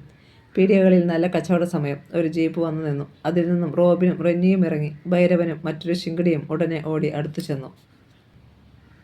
എന്തൊക്കെയുണ്ട് ഭൈരവ വിശേഷം? എന്തോന്ന് വിശേഷം കൊച്ചുമുതലാളി? കടക്കാരെയൊക്കെ ഭീഷണിപ്പെടുത്തി കണ്ടമാനം പണം പിടുങ്ങുന്നുണ്ടെന്നാണല്ലോ അറിവ്. അത് പിന്നെ ജീവിക്കണ്ടേ? ചന്തു പോയതിൽ പിന്നീട് സദാസമയവും പാലമുട്ടിൽ തന്നെയാണ് ഭൈരവൻ. ആൾക്കാരിൽ നിന്നും പണം വാങ്ങുക, മദ്യപിക്കുക. തൻ്റെ ഭാര്യയുടെ അഞ്ചത്തി എന്തിയെ? പട്ടണത്തിൽ നിന്നും സ്റ്റുഡിയോക്കാർ ഇന്നും ഫോൺ ചെയ്തിരുന്നു. രൂപ 5000 നീ വാങ്ങിയിരിക്കുന്നത്. ഈ ആഴ്ച കൂടി ഒന്ന് ക്ഷമിക്കാൻ പറ. അടുത്ത ആഴ്ച തീർച്ചയായും ഞാൻ അവളെ അങ്ങെത്തിക്കും. സഞ്ജയ് തൂക്കി സാമാന്യം കൊള്ളാവുന്ന ഒരു പെൺകുട്ടി അവർക്കരികിലൂടെ പോയി. ഏതാടാ ആ പെണ്ണ്? റോബിൻ തിരക്കി. ചായകടക്കാരൻ കുഞ്ഞച്ചൻ്റെ മോളാ. കിളി കൊള്ളാമല്ലോ. വീഴുമോടാ? ഒന്ന് മുട്ടി നോക്ക്. റോബിനും റെന്നിയും ഭൈരവനോടൊപ്പം പതിയെ ചായക്കടയിലേക്ക് നടന്നു. ഒരെണ്ണം കൂടി അവിടെ ഉണ്ട്. ഇതിലും മെച്ചം അതാ, ഭൈരവൻ പറഞ്ഞു. റെന്നി ഒന്ന് അമർത്തി മൂളി. അവർ ചെന്ന് കയറിയപ്പോൾ ബെഞ്ചിൽ ഇരുന്നവരൊക്കെ ഭവ്യതയോടെ എണീറ്റു. ചായ. അടുക്കളയിലേക്ക് നോക്കി റോബിൻ വിളിച്ചു പറഞ്ഞു. കുഞ്ഞച്ചൻ ആ സമയത്ത് കുറ്റിയടുപ്പിൽ അറക്കപ്പൊടി നിറക്കിയായിരുന്നു. മോളെ ചായ കൊടുക്ക്. നേരത്തെ റോഡിലൂടെ സഞ്ജയുമായി വന്ന പെൺകുട്ടി തന്നെയാണ് ചായ കൊണ്ടുവന്ന് ഡെസ്കിൻ്റെ പുറത്ത് വെച്ചത്. കൊച്ചുമുതലാളിയുടെ കയ്യിലോട്ട് കൊടുക്കടി, ഭൈരവൻ്റെ നിർദ്ദേശം. അത് അവൾ അവഗണിച്ച് തിരികെ നടക്കാൻ ഭാവിച്ചപ്പോൾ പൊടുന്നനെ റെന്നി അവളുടെ കയ്യിൽ കടന്നു പിടിച്ചു. അങ്ങനെ അങ്ങ് പോയാലോടി. റെന്നി മുതലാളി കൈവിട്, അവൾ പറഞ്ഞു. കൊള്ളാം, പെൺകുട്ടികളായാൽ അല്പം തൻ്റെ ഇടം വേണം. പക്ഷേ അത് ഞങ്ങളുടെ അടുത്ത് മാത്രം വേണ്ട കേട്ടോ. കൈവിടാനാ പറഞ്ഞത്. ചൂടാതെ മോളെ. കൈവിട്ടില്ലെങ്കിൽ നീ എന്തു ചെയ്യും? അവൾ വലുത് കൈ നിവർത്തി ഒരടി കൊടുത്തു റെന്നിയുടെ കവളത്ത്. അത് ആരും പ്രതീക്ഷിച്ചിരുന്നില്ല. ഒരു നിമിഷത്തെ നിശബ്ദത. എടി പട്ടിച്ചേ. റെന്നി അലറിക്കൊണ്ട് ചാടിയണിറ്റ് അവളെ അടങ്കം പിടിച്ചു. നീ അത്രയ്ക്കായോടി? അവൻ അവളെ അമർത്തി ചുംബിച്ചു. നിന്നെ ഇന്ന് ഞാൻ പരസ്യമായി ബലാത്സംഗം ചെയ്യുമടി. വിടടാ പട്ടി. അവൾ കുതറി. അവൻ്റെ മുഖത്ത് ഇടിച്ചു. റെന്നി വിട്ടില്ല. റോബിൻ ഇത് കണ്ട് ആസ്വദിക്കുകയാണ്. എൻ്റെ മോളെ വിടറാ. കയ്യിൽ കിട്ടിയ ഒരു വെട്ടുകത്തിയുമായി കുഞ്ഞച്ചൻ ഓടി വന്നു. റെന്നി ഒരു കൈകൊണ്ട് വെട്ടുകത്തി തട്ടിക്കളഞ്ഞു. പിന്നെ കാലുയർത്തി ഒരു തൊഴി. നിലവിളിയോടെ കുഞ്ഞച്ചൻ വാതിൽക്കൽ ചെന്ന് വീണു. 2 കാലുകളുടെ ചുവട്ടിൽ. അവിടെ കിടന്നുകൊണ്ട് കുഞ്ഞച്ചൻ ആ കാലുകളുടെ ഉടമയെ നോക്കി. റോബിനും റെന്നിയും ഭൈരവനും തിരിഞ്ഞു നോക്കി. മൊട്ടു സൂചി വീണാൽ അറിയാവുന്ന നിശബ്ദത. വാതിൽക്കൽ ചന്തു. ചന്തുവിനെ കണ്ടതും തീയിൽ സ്പർശിച്ചതുമാതിരി ഭൈരവൻ 2 ചുവട് പിന്നിലേക്ക് മാറി. റെന്നിക്ക് എന്ത് ചെയ്യണമെന്നറിയാത്ത അവസ്ഥ. റോബിൻ മെല്ലെ എണീറ്റു. ചന്തു സാവധാനം കുഞ്ഞച്ചനെ പിടിച്ചെഴുന്നേൽപ്പിച്ചു. ചന്തു, എൻ്റെ മോളെ അവൻ. കുഞ്ഞച്ചൻ കരഞ്ഞുപോയി. ചേട്ടൻ കരയാതെ. അയാളെ മാറ്റി നിർത്തിയിട്ട് ചന്തു അകത്തേക്ക് കയറി. കടയുടെ മുന്നിൽ ആൾക്കാർ തടിച്ചുകൂടി. എന്തും സംഭവിക്കാവുന്ന നിമിഷങ്ങൾ. റെന്നി, ആ പെങ്കൊച്ചിനെ അങ്ങ് വിട്ടേര്, ചന്തു പറഞ്ഞു. നീ പോടാ പുല്ലേ, ഈ കാര്യം ഞങ്ങൾ നോക്കിക്കൊള്ളാം. ആഹാ, അപ്പോൾ മര്യാദയ്ക്ക് പ്രശ്നം തീരുന്ന മട്ടില്ലല്ലോ. ചന്തു ഒരു ബീഡി കത്തിച്ചു. തടി ചീത്തയാക്കാൻ തന്നെയാണോ ഉദ്ദേശ്യം? ഭൈരവ, ആ തെണ്ടിയെ അടിച്ച് പുറത്താക്കടാ, റിനിയുടെ കൽപ്പന. ഭൈരവൻ 2 ചൂടുകൾ മുന്നോട്ട് വെച്ചു. നിൽക്കടാ അവിടെ. ഇനി ഒരടി മുന്നോട്ട് വന്നാൽ നിന്റെ കാൽ ഞാൻ വെട്ടും. കുഞ്ഞച്ചൻ്റെ കയ്യിൽ നിന്ന് റിന്നി തട്ടിക്കളഞ്ഞിരുന്ന വെട്ടുകത്തി ചന്തു എടുത്തു. ഭൈരവൻ നിന്നു. അടിക്കടാ, നോക്കി നിൽക്കാതെ. ഭൈരവൻ ചലിച്ചില്ല. വിഷമവും കോപവും ഒക്കെ ഒന്നിച്ചുണ്ടായി റെന്നിക്ക്. നന്ദിയില്ലാത്ത നായേ, അവൻ അലറി. പെൺകുട്ടിയെ വിടുന്നതാണ് നല്ലതെന്ന് അവന് തോന്നിയിരിക്കണം. അവൻ അവളെ വിട്ടു. പിന്നെ റോബിനും റെന്നിയും പുറത്തേക്ക് നടന്നു. നിനക്ക് വച്ചിട്ടുണ്ടടാ. ചന്തു പിന്നാലെ ചെന്നപ്പോഴേക്കും അവർ ജീപ്പ് ഓടിച്ച് പോയി കഴിഞ്ഞിരുന്നു. ഭൈരവനും കൂട്ടുകാരൻ കുട്ടയും കടയ്ക്കുള്ളിൽ കുടുങ്ങി. നിങ്ങളൊക്കെയാണ് ഇവനെ ഇത്തരത്തിൽ വളർത്തിയത്, ജനങ്ങളെ നോക്കി ചന്തു പറഞ്ഞു. നിങ്ങൾ ഒറ്റക്കെട്ടായി നിന്നാൽ ഒരുത്തനും ഇവിടെ വിലസത്തില്ല. ജനങ്ങൾ പരസ്പരം നോക്കി. പിന്നെ അവർ ഭൈരവൻ്റെ നേരെ തിരിഞ്ഞു. ഇനി നിന്നാൽ കുഴപ്പമാണെന്ന് തോന്നിയ അയാളും കൂട്ടാളിയും കടയുടെ പിൻവാതിൽ വഴി ഓടിക്കളഞ്ഞു. തക്ക സമയത്ത് ചന്തു എത്തിയതുകൊണ്ട് എൻ്റെ മക്കൾ രക്ഷപ്പെട്ടു. കുഞ്ഞച്ചൻ്റെ വാക്കുകളിൽ നിറഞ്ഞ നന്ദിയുടെ പ്രതിഫലനം. അയാളുടെ മക്കളും കൃതജ്ഞതയോടെ ചന്തുവിനെ നോക്കി. അയാളൊന്നും പറഞ്ഞില്ല. ഇനി ചന്തു, അണ്ണനെ ഞങ്ങൾ വിടില്ല. പാലമൂട്ടിലെ തൊഴിലാളികൾ ചന്തുവിൻ്റെ ചുറ്റും കൂടി. അണ്ണൻ ഇവിടെ തന്നെ താമസിക്കണം. എവിടെ? ദാ അവിടെ. പുറമ്പോക്ക് വസ്തുവാണ്. ചാത്തുണ്ണി മുതലാളി കൈയടക്കി വെച്ചിരിക്കുന്ന ഭൂമി. അവിടെ നമുക്കൊരു കുടിലുണ്ടാക്കണം, ഒരു തൊഴിലാളി പറഞ്ഞു. അതെ, അതാണ് നല്ലത്. മറ്റുള്ളവരും അത് തന്നെ ആവർത്തിച്ചു. ആലോചിക്കാം. ചന്തുവിന് അർദ്ധസമ്മതം. ചന്തു അണ്ണാ. പിന്നിൽ ഒരു പൊട്ടിക്കരച്ച് കേട്ട് എല്ലാവരും തിരിഞ്ഞു നോക്കി. സീത. എന്താ, എന്തു പറ്റി? ചന്തു അണ്ണൻ പോയതിൽ പിന്നീട് ഒറ്റ ദിവസം പോലും ഞാൻ വീട്ടിൽ കിടന്നുറങ്ങിയിട്ടില്ല. ആ ദുഷ്ടൻ ഇന്നും വഴക്കിന് വന്നു. ഇരുട്ടത്ത് മറിഞ്ഞിരുന്നാണ് ഞാൻ രക്ഷപ്പെട്ടത്. സീത, ഇനി പേടിക്കണ്ട. ചന്തു അണ്ണൻ ഇനി എന്നും ഇവിടെ തന്നെ കാണും, തൊഴിലാളികൾ അവളെ ആശ്വസിപ്പിച്ചു. എന്നാൽ അവർക്കിടയിൽ പലരും ഉണ്ടായിരുന്നു ചാത്തുണ്ണിയുടെ ആൾക്കാർ. ആ ചായ്വ് അവർ പുറത്ത് പ്രകടിപ്പിച്ചില്ലെന്ന് മാത്രം. ബംഗ്ലാവിൽ തിരികെ എത്തിയ ഉടനെ റോബിൻ SI വിക്രമന് ഫോൺ ചെയ്തു. Yes, Vikram here. മറുതലയ്ക്കൽ ശബ്ദം. താനല്ലടോ പറഞ്ഞത് ആ പന്ന കഴിവറി ഇനി പാലമുട്ടിൽ കാലുകുത്തില്ലെന്ന്? എന്നിട്ടിപ്പോൾ എന്തായി? റോബിൻ പറയുന്നത് എനിക്ക് മനസ്സിലാകുന്നില്ല. തനിക്ക് മനസ്സിലാകത്തില്ല? ഞങ്ങളുടെ കറൻസി നോട്ടുകളും വിദേശ മദ്യവുമൊക്കെ നിങ്ങൾക്ക് മനസ്സിലാകുമായിരുന്നു. റോബിൻ, താൻ കാര്യം പറ. വിക്രമിൻ്റെ സ്വരത്തിലും മാറ്റം. താനെന്താ ചൂടാകുന്നത്? ആ ചന്തു വീണ്ടും പാലമുട്ടിലെത്തിയിരിക്കുന്നു. ഇന്ന് അവൻ ഞങ്ങളുമായി പിന്നെയും ഉടക്കി. നിങ്ങളുമായി മാത്രമെന്താ അവൻ ഉടക്കാൻ കാരണം? ദേ, നിങ്ങൾ അതൊന്നും അന്വേഷിക്കണ്ട. വേഗം അവൻ്റെ ശല്യം തീർത്തു തരണം. ഒരു നിമിഷം വിക്രം മൗനമായി. താനെന്താ ഒന്നും പറയാത്തത്? എനിക്ക് ബുദ്ധിമുട്ടുണ്ട്. വിക്രം. ആ, ഒന്ന് പറഞ്ഞേക്കാം. നിങ്ങൾ എന്നെ ബഹുമാനിച്ചില്ലെങ്കിലും ഞാൻ ധരിച്ചിരിക്കുന്ന കാക്കി ഉടുപ്പിനെ മാനിക്കണം. എനിക്ക് ശമ്പളം തരുന്നത് മിസ്റ്റർ ചാത്തുണ്ണിയല്ല. മുഖമടച്ചൊരടി കിട്ടിയതുപോലെയായി റോബിന്. എടോ, താൻ എന്നാ ഇത്ര വലിയ മഹാനായതെന്ന് എനിക്കൊന്നറിയണം. തൻ്റെ തൊപ്പി ഞാൻ തെറിപ്പിക്കും. ഒന്ന് പോടാ കൊച്ചനെ. നീ നോക്കിയാൽ തെറിക്കുന്ന മറ്റെന്തെങ്കിലും കാണും, സ്കൗണ്ടറൽ. അമർഷത്തോടെ വിക്രം റിസീവർ വെച്ചു. എന്താ ചേട്ടാ? റിന്നി റോബിനെ നോക്കി. ചന്തു വിക്രമിനിട്ട് പോടി കാണും, റോബിൻ ആലോചനയോടെ പറഞ്ഞു. നീ പറഞ്ഞത് നേരാണോടാ? ചാത്തുണ്ണിയും മക്കളും ആ ചുമട്ട് തൊഴിലാളിയെ തുറച്ചു നോക്കി. അതെ മുതലാളി, നാളെ അവനെ വീട് വയ്ക്കണമെന്നാണ് പ്ലാൻ. ചാത്തുണ്ണി മക്കളുടെ നേരെ തിരിഞ്ഞു. നമ്മുടെ അഭിമാനത്തിൻ്റെ കൂടി പ്രശ്നമാണിത്. നാളെ നേരം പുലരുമ്പോൾ അവൻ്റെ ശവശരീരം നീലിപ്പുഴയിൽ ഒഴുകിയാൽ അതൊരു നല്ല വാർത്തയായിരിക്കും. Yes daddy. രാത്രിയിൽ അവൻ എവിടെയായിരിക്കും കിടക്കുക? മിക്കവാറും കുഞ്ഞച്ചൻ്റെ ചായക്കടയോട് ചേർന്ന ചായപ്പിലായിരിക്കും. എങ്കിൽ നാളെ അവിടെ ചായക്കടയും ചായപ്പ് പോലും കാണരുത്. തുടർന്ന് അവർ പല തന്ത്രങ്ങൾക്കും രൂപം കൊടുത്തു. രാത്രി കുഞ്ഞച്ചൻ്റെ ചായപ്പിടികയോട് ചേർന്നുള്ള ചായപ്പിൽ ചാക്കുകട്ടിലിൽ ബീഡി വലിച്ചുകൊണ്ട് ഉറങ്ങാതെ കിടക്കുകയായിരുന്നു ചന്തു. എയർ കണ്ടീഷൻ റൂമിൽ ഉറങ്ങിയിട്ടുള്ള തനിക്ക് കൊതുകിൻ്റെ ശല്യമുള്ള തെരുവിൽ കിടക്കേണ്ട ഗതികേട് ചന്തു ഓർത്തു. എന്തോ ശബ്ദം കേട്ടു. അയാൾ തല തിരിച്ചു. ചായക്കടയുടെ പിന്നിലേക്ക് ആരോ മാറിയതുപോലെ ഒരു തോന്നൽ. ആരാടത്? ചന്തു അവിടേക്ക് ഓടിച്ചെന്നു. പൊടുന്നനെ ചിലർ ഇരുളിൽ ഓടിമറഞ്ഞു. എന്താ ചന്തു? കുഞ്ഞച്ചൻ ഉണർന്ന് വാതിൽ തുറന്നു. ആരോ ഇവിടെ വന്നിരുന്നു, പക്ഷേ രക്ഷപ്പെട്ടു. സൂക്ഷിക്കണം, ചാത്തുണ്ണിയുടെ ആൾക്കാരാവും. ഒരു കാര്യം ചെയ്യേ, മോൻ അകത്തു വന്ന് കിടക്ക്. വേണ്ട ചേട്ടാ, വരാനുള്ളത് വഴിയിൽ തങ്ങുകയില്ല. എവിടെ കിടന്നാലും മരിക്കേണ്ടവൻ മരിക്കും. ചന്തു തിരികെ ചായപ്പിലേക്ക് നടന്നു. പ്രഭാതം. പട്ടണത്തിൽ നിന്നുള്ള ആദ്യത്തെ ബസ് എത്തി. അതിൻ്റെ പുറത്ത് പാലമുട്ടിൽ ഇറക്കുവാനുള്ള ധാരാളം സാധനങ്ങളുണ്ടായിരുന്നു. ഇന്നു മുതൽ ചന്തു അണ്ണൻ നമ്മളുടെ ആളാണല്ലോ. ആദ്യത്തെ ജോലി ഇപ്പോൾ വേണമെങ്കിൽ തുടങ്ങാം, തൊഴിലാളികൾ പറഞ്ഞു. ചന്തു ഒരു നിമിഷം ചിന്തിച്ചു. ഇതൊന്നും തനിക്ക് തീരെ പരിചയമുള്ള കാര്യങ്ങളല്ല. ബ്രീഫ് കേസ് എടുത്ത് കാറിൽ വയ്ക്കുന്നത് പോലും ഡ്രൈവറോ വേലക്കാരനോ ഒക്കെയായിരുന്നു. പക്ഷേ ഇന്ന് താൻ തെണ്ടിയാണല്ലോ. കിടപ്പാടം പോലും ഇല്ലാത്തവൻ. ചന്തു തൊഴിലാളികളെ നോക്കി. അവർ പ്രോത്സാഹിപ്പിച്ചു. അയാൾ മെല്ലെ ബസ്സിൻ്റെ പുറത്തു കയറി. ജീവിതം ഒരു പുതിയ തുറയിലേക്ക്. ലക്ഷക്കണക്കിന് രൂപയുടെ സ്വത്തുള്ള ചന്തു നിത്യവൃത്തിക്ക് കൂലിവേല ചെയ്യുന്നു. തൊഴിലാളികൾക്കിടയിലെ ജീവിതം ചന്തുവിന് പുതുമയുള്ളതായി തോന്നി. 10 മണി കഴിഞ്ഞപ്പോൾ അയാൾ ഷാപ്പിലെത്തി. നിന്നുകൊണ്ട് തന്നെ 200 പട്ട അകത്താക്കി. കറിക്കാരി മാധവി വല്ലാത്തൊരു ഭാവത്തിൽ അയാളെ ശ്രദ്ധിച്ചു. ചന്തു കണ്ട ഭാവം നടിച്ചതുകൂടിയില്ല. ചന്തു അണ്ണ വീട് വയ്ക്കണ്ടേ? ഉച്ച കഴിഞ്ഞപ്പോൾ തൊഴിലാളികൾ ഒത്തുകൂടി.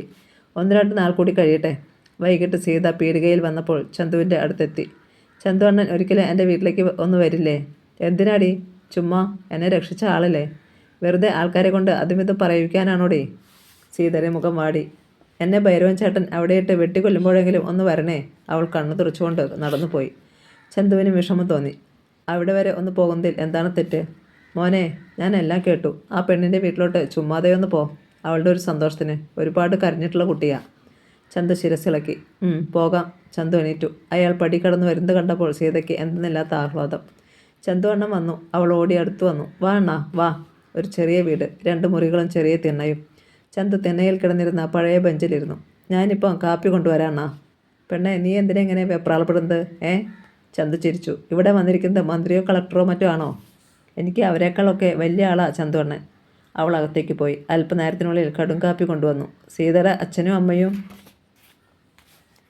അച്ഛൻ നേരത്തെ ഞങ്ങളെ കളഞ്ഞിട്ട് പോയി. അവളുടെ സ്വരപ്പതറി. അമ്മ ചേച്ചിയുടെ മരണത്തോടെ അമ്മയ്ക്ക് സ്വബോധം നഷ്ടമായി. ശരിക്കും ഭ്രാന്തിൻ്റെ ലക്ഷണങ്ങൾ ചിലപ്പോൾ കാണിക്കും. ചിലപ്പോൾ ആരോട് സംസാരിക്കാതെ ഒരു ഇരിപ്പാണ്. ഒരു ദിവസം സീത ഓർത്തു നിന്നു. ആ മുഖം വലിഞ്ഞു മുറുകി. ഭൈരവൻ ചേട്ടൻ എൻ്റെ അമ്മയെ ഒരുപാട് തല്ലി. പിറ്റേന്ന് നേരം വെളുത്തപ്പോൾ അമ്മയെ കണ്ടില്ല. ചന്തു മിണ്ടിയില്ല. കുറച്ചു നേരം കൂടി അവിടെ ഇരുന്നിട്ട് അയാൾ എണീറ്റു. പോട്ടെ. അയാൾ 2 അടി നടന്നപ്പോൾ അവൾ വിളിച്ചു. ചന്തു അണ്ണ. അയാൾ തിരിഞ്ഞു. അണ്ണൻ മറ്റൊന്നും വിചാരിക്കരുത്. പാലമൂട്ടിലെ ആൾക്കാരുടെ മുന്നിൽ വെച്ച് എന്നെ ഇനി ഒന്നും പറയരുത്. എനിക്ക് ഇല്ലാതെ പോയ എൻ്റെ ആങ്ങളയായാണ് ചന്തു അണ്ണനെ ഞാൻ കരുതുന്നത്. സീതേ. അയാൾ തിരികെ വന്നു. അവളുടെ തോളിൽ കൈവച്ചു. എനിക്കും പെങ്ങളില്ല. നീ എന്നും എൻ്റെ കുഞ്ഞു പെങ്ങളായിരിക്കും. അയാൾ അവളുടെ കണ്ണീര് തുറച്ചു. അണ്ണൻ എന്തെങ്കിലും പറഞ്ഞിട്ടുണ്ടെങ്കിൽ എൻ്റെ അനിയത്തി അതങ്ങ് ക്ഷമിക്കേ. അണ്ണാ. സീത കിതച്ചു. അവൾക്ക് നിറഞ്ഞ ആഹ്ലാദം. ചന്തു പാലമൂട്ടിലെത്തുമ്പോൾ കുഞ്ഞച്ചൻ്റെ ചായക്കടയുടെ മുന്നിൽ ആൾക്കാർ കൂട്ടം കൂടി നിൽക്കുന്നത് കണ്ടു. കുഞ്ഞച്ചൻ്റെയും മക്കളുടെയും നിലവിളികൾ കേട്ടു. അയാൾ കാര്യമറിയാതെ അവിടേക്ക് ഓടി. വളരെയേറെ ആൾക്കാർ അവിടെ കൂടി നിൽക്കുന്നുണ്ടായിരുന്നു. ചായക്കടയ്ക്കുള്ളിൽ നിന്നും പാത്രങ്ങൾ പുറത്തേക്ക് പറന്നു വരുന്ന കാഴ്ചയാണ് ചന്തു കണ്ടത്. ഉൾക്കിടിലത്തോടെ ചന്തു അവിടേക്ക് ഓടിയെത്തുമ്പോൾ മാരുതിക്കാരൻ്റെ ബോണറ്റിൽ ചാരി ചാത്തുണ്ണിയും മക്കളും നിൽക്കുന്നു. അവരുടെ മുന്നിൽ തറയിലിരുന്ന് നിലവിളിക്കുകയാണ് കുഞ്ഞച്ചനും പെൺമക്കളും. മുതലാളി, ഞങ്ങളെ വഴിയാധാരമാക്കരുത്. കൃത്യമായി ഞങ്ങൾ വാടക തരുന്നുണ്ടല്ലോ. എന്നിട്ടും കുഞ്ഞച്ചൻ കൊച്ചുകുട്ടിയെ പോലെ പൊട്ടിക്കരയുകയാണ്. താൻ കൂടുതലൊന്നും പറയണ്ട. ഇനി ഞങ്ങളുടെ സ്ഥലത്ത് താമസിക്കാനോ കട നടത്താനോ പറ്റില്ല. റെന്നിയാണ് മറുപടി പറഞ്ഞത്. കണ്ണിച്ചാറിയില്ലാത്ത വർത്തമാനം പറയാതെ റെന്നിക്കുഞ്ഞെ. തന്നെ സഹായിക്കാൻ ഇവിടെ വേറെ ആൾക്കാരൊക്കെ ഉണ്ടല്ലോ. പോരെങ്കിൽ എന്തിനും പോകുന്ന പെൺമക്കളും. എവിടെയായാലും ആവശ്യത്തിന് സമ്പാദിക്കാമെടോ. റോബിൻ്റെ വക. ഇതൊക്കെ കേട്ട് ചാത്തുണ്ണി രസിച്ച് നിൽക്കുകയാണ്. തനിക്ക് ചേർന്ന മക്കൾ തന്നെ എന്ന ഭാവത്തിൽ. കടയ്ക്കുള്ളിലെ സാധനങ്ങൾ മുഴുവനും പുറത്തായി കഴിഞ്ഞു. ഡെസ്കും ബെഞ്ചും വരെ ഒടിഞ്ഞു കിടക്കുന്നു. അവരുടെ വസ്ത്രങ്ങൾ പോലും മുറ്റത്ത് ചിതറി. ഒന്നും വേഗം വേണം, ചാത്തുണ്ണി തൻ്റെ ആൾക്കാരോട് പറഞ്ഞു. ഇപ്പം തീർക്കാം മുതലാളി. എന്തിനു പോരുന്ന 4-5 ഗുണ്ടകളുമായാണ് ചാത്തുണ്ണിയും മക്കളും എത്തിയിരിക്കുന്നത്. അവർ ചായക്കടയുടെ ഓലച്ചറ്റകൾ കൂടി അറുക്കാൻ ഭാവിക്കുന്നത് ചന്തു കണ്ടു. കുഞ്ഞച്ചൻ ചാത്തുണ്ണിയുടെ കാലിൽ പിടിച്ചു. മുതലാളി, എല്ലാം തകർന്ന ഒരു മനുഷ്യൻ്റെ രോദനം. പോടാ. ചാത്തുണ്ണി കാൽ കുടഞ്ഞു. ആൾക്കാർ ഏതോ സുഖമുള്ള കാഴ്ച കാണുകയാണ്. ചാത്തുണ്ണിയോട് എതിർത്ത് ഒരക്ഷരം പറയുവാൻ അവർക്ക് ധൈര്യമില്ല. ചന്തു പിന്നിൽ വന്നത് ആരും അറിഞ്ഞില്ല. ചായക്കടയുടെ ചറ്റകൾ നിലം പതിച്ചപ്പോൾ ചന്തുവിന് അടങ്ങാൻ കഴിഞ്ഞില്ല. നിർത്തിനടാ പട്ടികളെ. ഇടിവെട്ടും പോലെയുള്ള അയാളുടെ ശബ്ദം കേട്ടപ്പോൾ ഏവരും പകച്ചു നോക്കി. കുണ്ടകൾ പോലും ഒരു നിമിഷം നിന്നു. ആൾക്കാർ ഇരുഭാഗത്തേക്ക് മാറി. ചന്തു അതുവഴി ഏറ്റവും മുന്നിലെത്തി. അയാളെ കണ്ടപ്പോൾ കുഞ്ഞച്ചനും പെൺമക്കളും കൂടുതൽ ശക്തിയോടെ കരയാൻ തുടങ്ങി. ചന്തു അണ്ണാ. അയാൾ എല്ലാവരെയും ഒന്ന് നോക്കി. എന്താടാ നോക്കി നിൽക്കുന്നത്? വേഗം പൊളിച്ചു മാറ്റടാ, റെന്നി തങ്ങളുടെ ആൾക്കാരോട് കൽപ്പിച്ചു. അവർ വീണ്ടും കടയിൽ കൈവച്ചതും ചന്തു 2 അടി മുന്നോട്ടെടുത്തു. ഇനി കടയിൽ സ്പർശിക്കരുത്. കുണ്ടകൾ പുച്ഛഭാവത്തിൽ ചിരിച്ചു. അവിടെ തലവൻ എന്ന് തോന്നിക്കുന്ന ആൾ മൂർച്ചയുള്ള വെട്ടുകത്തിക്കൊണ്ട് പുറം ചൊറിഞ്ഞു. പിന്നെ അയാളോട് തിരക്കി. ആരടാ പയ്യൻ നീ? വേഗം പോകാൻ നോക്ക്. ചന്തു അല്പം കൂടി മുന്നിലെത്തി. തോളിൽ കിടന്നിരുന്ന തോർത്ത് എടുത്ത് തലയിൽ കെട്ടി പോക്കറ്റിൽ നിന്നൊരു ബീഡി എടുത്ത് കത്തിച്ചു. ഞാൻ ആരാണെന്ന് അറിയണം അല്ലേ? ഗുണ്ടകൾ പരസ്പരം കണ്ണുകൾ കൊണ്ട് സംജ്ഞ നൽകി. ചാത്തുണ്ണിയും മറ്റും ചന്തുവിനെക്കുറിച്ച് നേരത്തെ അവരോട് പറഞ്ഞിട്ടുണ്ട്. നീ ആരെന്നറിയണം. ഗുണ്ടകൾ കയ്യിലിരുന്ന ആയുധങ്ങളുമായി തന്നെ അയാൾക്ക് നേരെ തിരിഞ്ഞു. ഈ അവസരത്തിൽ അവിടെ ഒരു ബെൻസ് കാർ വന്നു നിന്നു. അതിന്റെ പിൻസീറ്റിൽ നിന്നും ഒരു മനുഷ്യൻ ഇറങ്ങുകയും അവിടെ നടക്കുന്നത് സാഗുതം ശ്രദ്ധിക്കാൻ തുടങ്ങുകയും ചെയ്തു. ഇനി ഈ പാവം മനുഷ്യരെ ദ്രോഹിച്ചാൽ നീയൊന്നും അമ്മയെ കണ്ടു മരിക്കില്ല. അത് ശരി, പറഞ്ഞതും നേതാവ് വെട്ടുകത്തി വീശി. ചന്തു താഴേക്ക് കുനിഞ്ഞു. അയാളുടെ തലമുടിയിൽ സ്പർശിച്ചുകൊണ്ട് കത്തി നീങ്ങി. അതേ സെക്കൻഡിൽ അയാൾ നേതാവിന്റെ അടിവയറ്റിൽ ആഞ്ഞു ചവിട്ടി. അയാൾ പിന്നിലേക്ക് വേച്ചുപോയി. ഉടൻ ബാക്കിയുള്ളവർ മുന്നോട്ട് വന്നു. 4 പേർ കോബ്ര കരാട്ടെ സ്കൂൾ. ഒരു നിമിഷം ചന്തുവിന്റെ സ്മൃതിപഥത്തിലെത്തി. അവിടുത്തെ ഏറ്റവും മികച്ച അംഗമാണ് താൻ. ഈ നാടൻ ഗുണ്ടകളോട് വെറുതെ മൂന്നാംകിര അടി നടത്തേണ്ട കാര്യമില്ല. ആദ്യം വെട്ടുകത്തി വീശിയവന്റെ കയ്യിൽ ചന്തുവിന്റെ വലതുകാൽ കുടം പോലെ പതിഞ്ഞു. കത്തിത്തെറിച്ചു. ക്ഷണനേരത്തിനുള്ളിൽ അയാളെ ചവിട്ടിമറിച്ചിട്ട് ചന്തു ഒന്ന് കരണം പറഞ്ഞു. ഇരുവശത്തും നിന്നവർ വെട്ടാൻ ഓങ്ങുന്നതിന് മുൻപ് തെറിച്ചുപോയി. ജനം കണ്ണുമൊഴിച്ചു. ചന്തു ഷർട്ട് വലിച്ചു പൊട്ടിച്ചെറിഞ്ഞു. അയാളുടെ ശരീരത്തിലെ മസിലുകൾ കണ്ട് അവർ അമ്പരന്നു. Chandu black belt. ഒരു അഞ്ചാൾക്കാർ കൂടിയുണ്ടെങ്കിലും അയാൾ മാത്രം മതി. അയാളുടെ ഓരോ ഇടിക്കും 100 കിലോഗ്രാം ഭാരമുണ്ടെന്ന് ശത്രുക്കൾക്ക് തോന്നിത്തുടങ്ങി. വെട്ടിക്കീറടാ ആ പന്നിയെ. കേസ് വന്നാൽ ഞാൻ നോക്കിക്കൊള്ളാം, ചാത്തുണ്ണി വിളിച്ചു പറഞ്ഞു. ഇതിനോടകം 5 ഗുണ്ടകളും നിരായുധരായി കഴിഞ്ഞു. ചന്തു നേതാവിന്റെ തലമുടിയിൽ കുത്തിപ്പിടിച്ച് വട്ടം കറക്കിയിട്ട് കഴുത്തിൽ കൈപ്പത്തി കൊണ്ട് ഒറ്റവെട്ട്. ടക്ക് എന്നൊരു ശബ്ദം കേട്ടു. കഴുത്തിലെ അസ്ഥി ഒടിഞ്ഞതുപോലെ. താഴെ കമിഴ്ന്നു വീണ നേതാവ് കഴുത്തൊടിഞ്ഞ കോഴിയെപ്പോലെ പിടയാൻ തുടങ്ങി. അത് കണ്ട് മറ്റു ഗുണ്ടകൾ ചന്തുവിനോട് അടുക്കാൻ മടിച്ചു നിന്നു. പാലമുട്ടിലെ ചുമട്ടുകാരിൽ പലർക്കും ചന്തുവിനെ സഹായിക്കണമെന്നുണ്ട്. പക്ഷേ ചാത്തുണ്ണിയെ എതിർക്കാൻ ഒരു മടി. മര്യാദയ്ക്ക് പുറത്തെറിഞ്ഞ സാധനങ്ങളൊക്കെ എടുത്ത് അകത്ത് വയ്ക്കണടാ, ചന്തു ഗുണ്ടകളോട് ചീറി. ഇല്ലെങ്കിൽ നിന്റെയൊക്കെ ഈ നേതാവിനെ ഇപ്പോൾ ഞാൻ കൊല്ലും. അയാൾ നേതാവിന്റെ മുതുകിൽ കാൽമുട്ട അമർത്തിയിട്ട് അയാളുടെ തലമുടിയിൽ പിടിച്ച് തല പിന്നോട്ട് തിരിച്ചു. വേണ്ട, കൊല്ലരുത്, നേതാവ് ഞരങ്ങി. സമീപത്ത് ഒരു വെട്ടുകത്തി കിടക്കുന്നത് ചന്തു കണ്ടു. പൊടുന്നനെ അനുയായികൾ ഒരാൾ തകർന്നു കിടന്നിരുന്ന ഒരു കസാര വലിച്ചെടുത്തു. എന്നാൽ അത് അയാൾക്ക് പ്രയോഗിക്കാൻ കഴിയും മുൻപ് ചന്തു എറിഞ്ഞ വെട്ടുകത്തി അയാളുടെ കാലിൽ കൊണ്ടു. എൻ്റെ അമ്മയെ! അയാളുടെ കാൽ മുറിഞ്ഞ് ചോരയൊഴുകി. അസ്ഥിയുടെ പകുതി ഭാഗം വരെ മുറിഞ്ഞിരുന്നു. ചാത്തുണ്ണിയും മക്കളും മുഖാമുഖം നോക്കി. ചാത്തുണ്ണി പിന്നോട്ട് മാറി. ചാത്തുണ്ണി കാറിനുള്ളിൽ നിന്നും ഇരട്ടക്കുഴൽ തോക്കെടുത്ത് ചന്തുവിന്റെ നേരെ ചൂണ്ടി. ഇന്ന് നിന്റെ തലയോട് ഞാൻ തകർക്കും. ചന്തുവിന്റെ നെറ്റിയിൽ ചുളിവുകൾ ഉയർന്നു. എന്നാൽ വേഗത്തിൽ അയാൾ ഗുണ്ട നേതാവിനെയും കൊണ്ട് ഉയർന്നു. നേതാവിനെ പരിചയാക്കി മുന്നിൽ പിടിച്ചു. ചുണയുണ്ടെങ്കിൽ വെടിവയ്ക്കട മുതലാളി. ചാത്തുണ്ണി പരിങ്ങിക്കൊണ്ട് മുന്നോട്ട് നടന്നു. ചാത്തുണ്ണിയുടെ കൈവിരൽ തോക്കിന്റെ ട്രിഗറിൽ അമർന്നിരിക്കുകയാണ്. ഒരു നിമിഷം ഗുണ്ട നേതാവിനെ ഊക്കോടെ മുന്നോട്ട് തള്ളി. ചാത്തുണ്ണിയുടെ ലക്ഷ്യം തെറ്റി. ചന്തു തോക്കിൽ ചാടിപ്പിടിച്ച് ശക്തിയായി മുന്നോട്ടിടിച്ചു. തോക്കിന്റെ പാത്തി കൊണ്ട് ചാത്തുണ്ണിയുടെ നെഞ്ചിൽ ഇടിയേറ്റു. അയാൾ ഗുണ്ട നേതാവിനോടൊപ്പം കാറിന്റെ ബോണറ്റിലേക്ക് മറിഞ്ഞു. തോക്ക് ചന്തുവിന്റെ കയ്യിൽ. അയാൾ അത് ചാത്തുണ്ണിയുടെ കഴുത്തിൽ അമർത്തി. റോബിനും റെന്നിയും വീഴ്ച നിന്നു. ചോര മരവിക്കുന്നതായി അവർക്ക് തോന്നി. ചന്തുവിന്റെ കൈവിരൽ അറിയാതെ ട്രിഗറിലൊന്ന് അമർന്നാൽ നിന്റെ തന്തയ്ക്ക് ജീവൻ കിട്ടണമെങ്കിൽ എല്ലാ സാധനങ്ങളും വേഗം കടയ്ക്കുള്ളിൽ പെറുക്കിയിടാൻ പറയടാ. റോബിനെയും റെന്നിയെയും നോക്കി ചന്തു കൽപ്പിച്ചു. അനുസരിക്കാതെ അവർക്ക് നിവൃത്തിയില്ലായിരുന്നു. പെറുക്കിയിട്, അവർ കിങ്കരന്മാർക്ക് നിർദ്ദേശം നൽകി. പുറത്തിറക്കിയ സാധനങ്ങൾ മുഴുവൻ അകത്തേക്ക്. കാണികൾക്ക് ഹരം. ബൻസുകാരിൽ വന്നിറങ്ങിയ മനുഷ്യൻ ഊറിച്ചിരിച്ചു. ഏതാണ് ഈ പുലിക്കുട്ടി? ചന്തുവിനെ ചൂണ്ടിക്കൊണ്ട് അയാൾ അടുത്തു നിന്നവരോട് തിരക്കി. ചന്തു, അത്രയുമേ ഞങ്ങൾക്കറിയൂ. ചന്തു, ആ മനുഷ്യൻ പ്രതിവചിച്ചു. സാധനങ്ങളെല്ലാം അകത്തായി. ചന്തു തോക്കുമാറ്റി. ചാത്തുണ്ണി ദീർഘമായി നിശ്വസിച്ചു. ഒരു കാക്ക പറന്നു വരുന്നത് ചന്തു കണ്ടു. അയാൾ തോക്കു ചൂണ്ടി. ആദ്യം തറയിൽ വീണത് ചോരത്തുള്ളികളാണ്. ഒപ്പം കാക്കയും പിടഞ്ഞുകൊണ്ട്. അത് കൃത്യം ചാത്തുണ്ണിയുടെ കാറിന് മുകളിൽ വീണു. എന്തൊരു ഉന്നം! ആൾക്കാർ പിറുപിറുത്തു. അതും കാറിൽ വന്ന മനുഷ്യന് ഇഷ്ടമായി. ഇനിമേലിൽ ഈ പാവങ്ങളെ ഉപദ്രവിക്കാൻ ശ്രമിച്ചാൽ പഞ്ചായത്ത് പ്രസിഡന്റ് ചാത്തുണ്ണി ജീവനോടെ കാണില്ല. ചന്തു കടുത്ത സ്വരത്തിൽ മുന്നറിയിപ്പ് നൽകി. പോയിക്കോ. അപമാനിതനായ ചാത്തുണ്ണി കാറിൽ കയറി. പിന്നാലെ മക്കളും. തറയിൽ കിടന്നിരുന്ന ഗുണ്ടത്തലവനെ മറ്റുള്ളവർക്ക് താങ്ങിയെടുത്തു. അവർ പോയി. പിന്നാലെ ബെൻസ് കാറിൽ വന്നയാളും. മോനെ! കുഞ്ഞച്ചനോടി വന്ന് ചന്തുവിനെ കെട്ടിപ്പിടിച്ചു. ചേട്ടൻ ധൈര്യമായിട്ട് അവിടെ കട നടത്തിക്കോ. അയാൾ ചുമട്ട് തൊഴിലാളികളെ നോക്കി. അല്ലേ സുഹൃത്തുക്കളെ? അതെ അതെ, അവർ പറഞ്ഞു. ഇനി ചാത്തുണ്ണി വന്നാൽ ഞങ്ങൾ വെറുതെ വിടില്ല. കുറച്ച് നഷ്ടം വന്നു കാണും. അല്ല ചേട്ടാ, സാരമില്ല. അടുത്ത തവണകളിൽ വാടക കൊടുക്കണ്ടല്ലോ. അമ്പരപ്പോടെ കുഞ്ഞച്ചൻ ചന്തുവിനെ നോക്കി. അതെ, ഇനി നമ്മൾ ചാത്തുണ്ണിക്ക് വാടക കൊടുക്കുന്ന പ്രശ്നമില്ല. വൈകിട്ട് പട്ടണത്തിൽ നിന്നും എത്തുന്ന ബസ് പാലമുട്ടിൽ വന്നു നിന്നു. അതിൽ നിന്നിറങ്ങിയ ആൾക്കാരുടെ കൂട്ടത്തിൽ ചെല്ലപ്പനുണ്ടായിരുന്നു. കടാരി ചെല്ലപ്പൻ.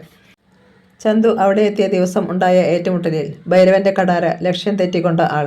ചന്തു ഹോസ്പിറ്റലിൽ എത്തിച്ചവൻ. കവലയിൽ നിന്ന് ചെല്ലപ്പൻ ചുറ്റും നോക്കി. ആ കണ്ണുകൾ ചന്തുവിൽ തറഞ്ഞു. ചെല്ലപ്പൻ മെല്ലെ മുണ്ട് മടക്കി കുത്തി ചന്തുവിന്റെ നേരെ നടന്നു. ജനങ്ങളിൽ പലരും ഈ കാഴ്ച കണ്ട് സ്തംഭിച്ചു നിന്നു. എന്തിനാണ് ഇവന്റെ പുറപ്പാട്? ചന്തു സംശയിച്ചു. വീണ്ടും ഒരംഗത്തിനോ? ഇവിടെ എത്തിയപ്പോൾ മുതൽ ഓരോ പ്രശ്നങ്ങളാണ്. പാലമുട്ടിലുണ്ടായിരുന്ന ആൾക്കാർ ചന്തുവിനെയും ചെല്ലപ്പനെയും മാറി മാറി നോക്കി. ഇരുവരുടെയും മുഖത്ത് വിവേചിച്ചറിയുവാൻ കഴിയാത്ത ഭാവം. ചന്തുവിന്റെ മുന്നിൽ ഉദ്ദേശം 5 അടിയോളം അകലത്തിൽ ചെല്ലപ്പൻ നിന്നു. അവർ മുഖാമുഖം നോക്കി. ഞാൻ എല്ലാം അറിഞ്ഞു. ചന്തു ഉണ്ടായതുകൊണ്ടാണ് ഇന്ന് ഞാൻ ജീവിച്ചിരിക്കുന്നത്. അയാളുടെ വാക്കുകൾ കേട്ടപ്പോൾ എല്ലാവർക്കും ആശ്വാസം. ഇത്രയും കാലം ഞാൻ തെറ്റായ വഴിയിലൂടെ മാത്രം സഞ്ചരിച്ചവനാണ്. എൻ്റെ ഭാര്യയെയും മക്കളെയും ഒക്കെ ഒരുപാട് വിഷമിപ്പിച്ചു. ഇപ്പോൾ എനിക്ക് അപകടം ഉണ്ടായപ്പോൾ കൂടെ നടന്നവരാരും തിരിഞ്ഞു നോക്കിയത് കൂടിയില്ല. ദൈവം അറിഞ്ഞുകൊണ്ട് എനിക്ക് തന്ന ശിക്ഷയായിരിക്കും ഇത്. എല്ലാവരെയും ഒന്ന് നോക്കിയിട്ട് ചെല്ലപ്പൻ തുടർന്നു. ഭൈരവനാണ് എന്നെ കുത്തിയതെന്ന് ഞാൻ പോലീസിന് മൊഴി കൊടുത്തിട്ടുണ്ട്. ഇനി ഞാൻ അധ്വാനിച്ച് ജീവിക്കും. ചന്തു ചിരിച്ചു. ചെല്ലപ്പാ, നിനക്ക് തീർച്ചയായും നല്ലൊരു ജീവിതം നയിക്കാം. ഭാര്യയെയും മക്കളെയും സ്നേഹിച്ച് സന്തോഷത്തോടെ കഴിയാം. അന്ന് അങ്ങനെയൊക്കെ ഉണ്ടായതിൽ ഞാൻ ചന്തുവിനോട് ക്ഷമ ചോദിക്കുന്നു. അതൊന്നും സാരമില്ല. സാഹചര്യങ്ങളല്ലേ ഓരോരുത്തരെയും ഇങ്ങനെയൊക്കെ ആക്കി തീർക്കുന്നത്. ചെല്ലപ്പൻ നടന്നുപോയി. ചന്തുവണ്ണൻ ഇവിടെ വന്നതുകൊണ്ട് ഒരാൾ രക്ഷപ്പെട്ടു. തൊഴിലാളികളിൽ ഒരാൾ പറഞ്ഞു. അത് ശരിയാണെന്ന് മറ്റുള്ളവർക്കും തോന്നി. ചാത്തുണ്ണി മുതലാളിക്ക് ജീവിതത്തിൽ ഒരിക്കലും ഇത്തരമൊരു പരാജയം ഉണ്ടായിട്ടില്ല. എവിടെ നിന്നോ വന്ന ഒരുത്തൻ്റെ മുന്നിൽ പരാജയപ്പെടുക, അതും നാട്ടുകാർ മുഴുവൻ നോക്കി നിൽക്കെ. രാത്രി ഏറെയാകുവോളം അയാൾ തൻ്റെ മണിമാളികയുടെ ടെറസിലിരുന്ന് മദ്യപിച്ചു. കുറെ കഴിഞ്ഞപ്പോൾ റോബിനും റെന്നിയും അവിടേക്ക് ചെന്നു. ഡാഡി, ഇന്നും ഓവറാണ്. അയാൾ തലയിളക്കി. പിന്നെ നീട്ടിത്തുപ്പി. ഫൂ, നീയൊക്കെ എന്തിനാടാ ചാത്തുണ്ണിയുടെ മക്കളാണെന്ന് പറഞ്ഞ് ജീവിച്ചിരിക്കുന്നത്? ഇരുവരും മിണ്ടിയില്ല. അവർ നമ്മളെ ആക്ഷേപിച്ച് വിട്ടിട്ട് നീയൊക്കെ എന്ത് ചെയ്തു? ഇപ്പോൾ ഡാഡിയോട് എന്ത് പറഞ്ഞാലും മനസ്സിലാകില്ലെന്ന് അവർക്കറിയാം. നാളെ നേരം വെളുക്കട്ടെ ഡാഡി, എല്ലാത്തിനും പരിഹാരം കാണാം. അടുത്ത ദിവസം രാവിലെ 10 മണി. ചാത്തുണ്ണി SP വിജയദാസിന് ഫോൺ ചെയ്തു. Yes, Vijayadas here. മറുതലയ്ക്കിൽ നിന്നും കനത്ത ശബ്ദം. ഞാൻ ചാത്തുണ്ണിയാണോ? ആ, എന്താണോ രാവിലെ? അബ്കാരി അവർ അച്ഛനുമായി താൻ പിന്നെയും ഇടഞ്ഞോ? ഇല്ല, അതൊന്നുമല്ല പ്രശ്നം. ഒരു പീറ് റാസ്കൽ എനിക്ക് തലവേദന ഉണ്ടാക്കുന്നു. തന്നെ അറിയിക്കാതെ എങ്ങനെ കാര്യം തീർക്കാമെന്ന് കരുതിയതാ. പക്ഷേ നിങ്ങളുടെ SI മോശം. എൻ്റെ ഗുണ്ടകൾക്ക് പോലും കയ്യബദ്ധം പറ്റി. സി, ആരാണവൻ?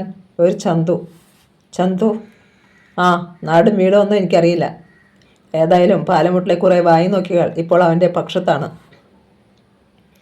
SP മൗനം. താനെന്താ ഒന്നും പറയാത്തത്?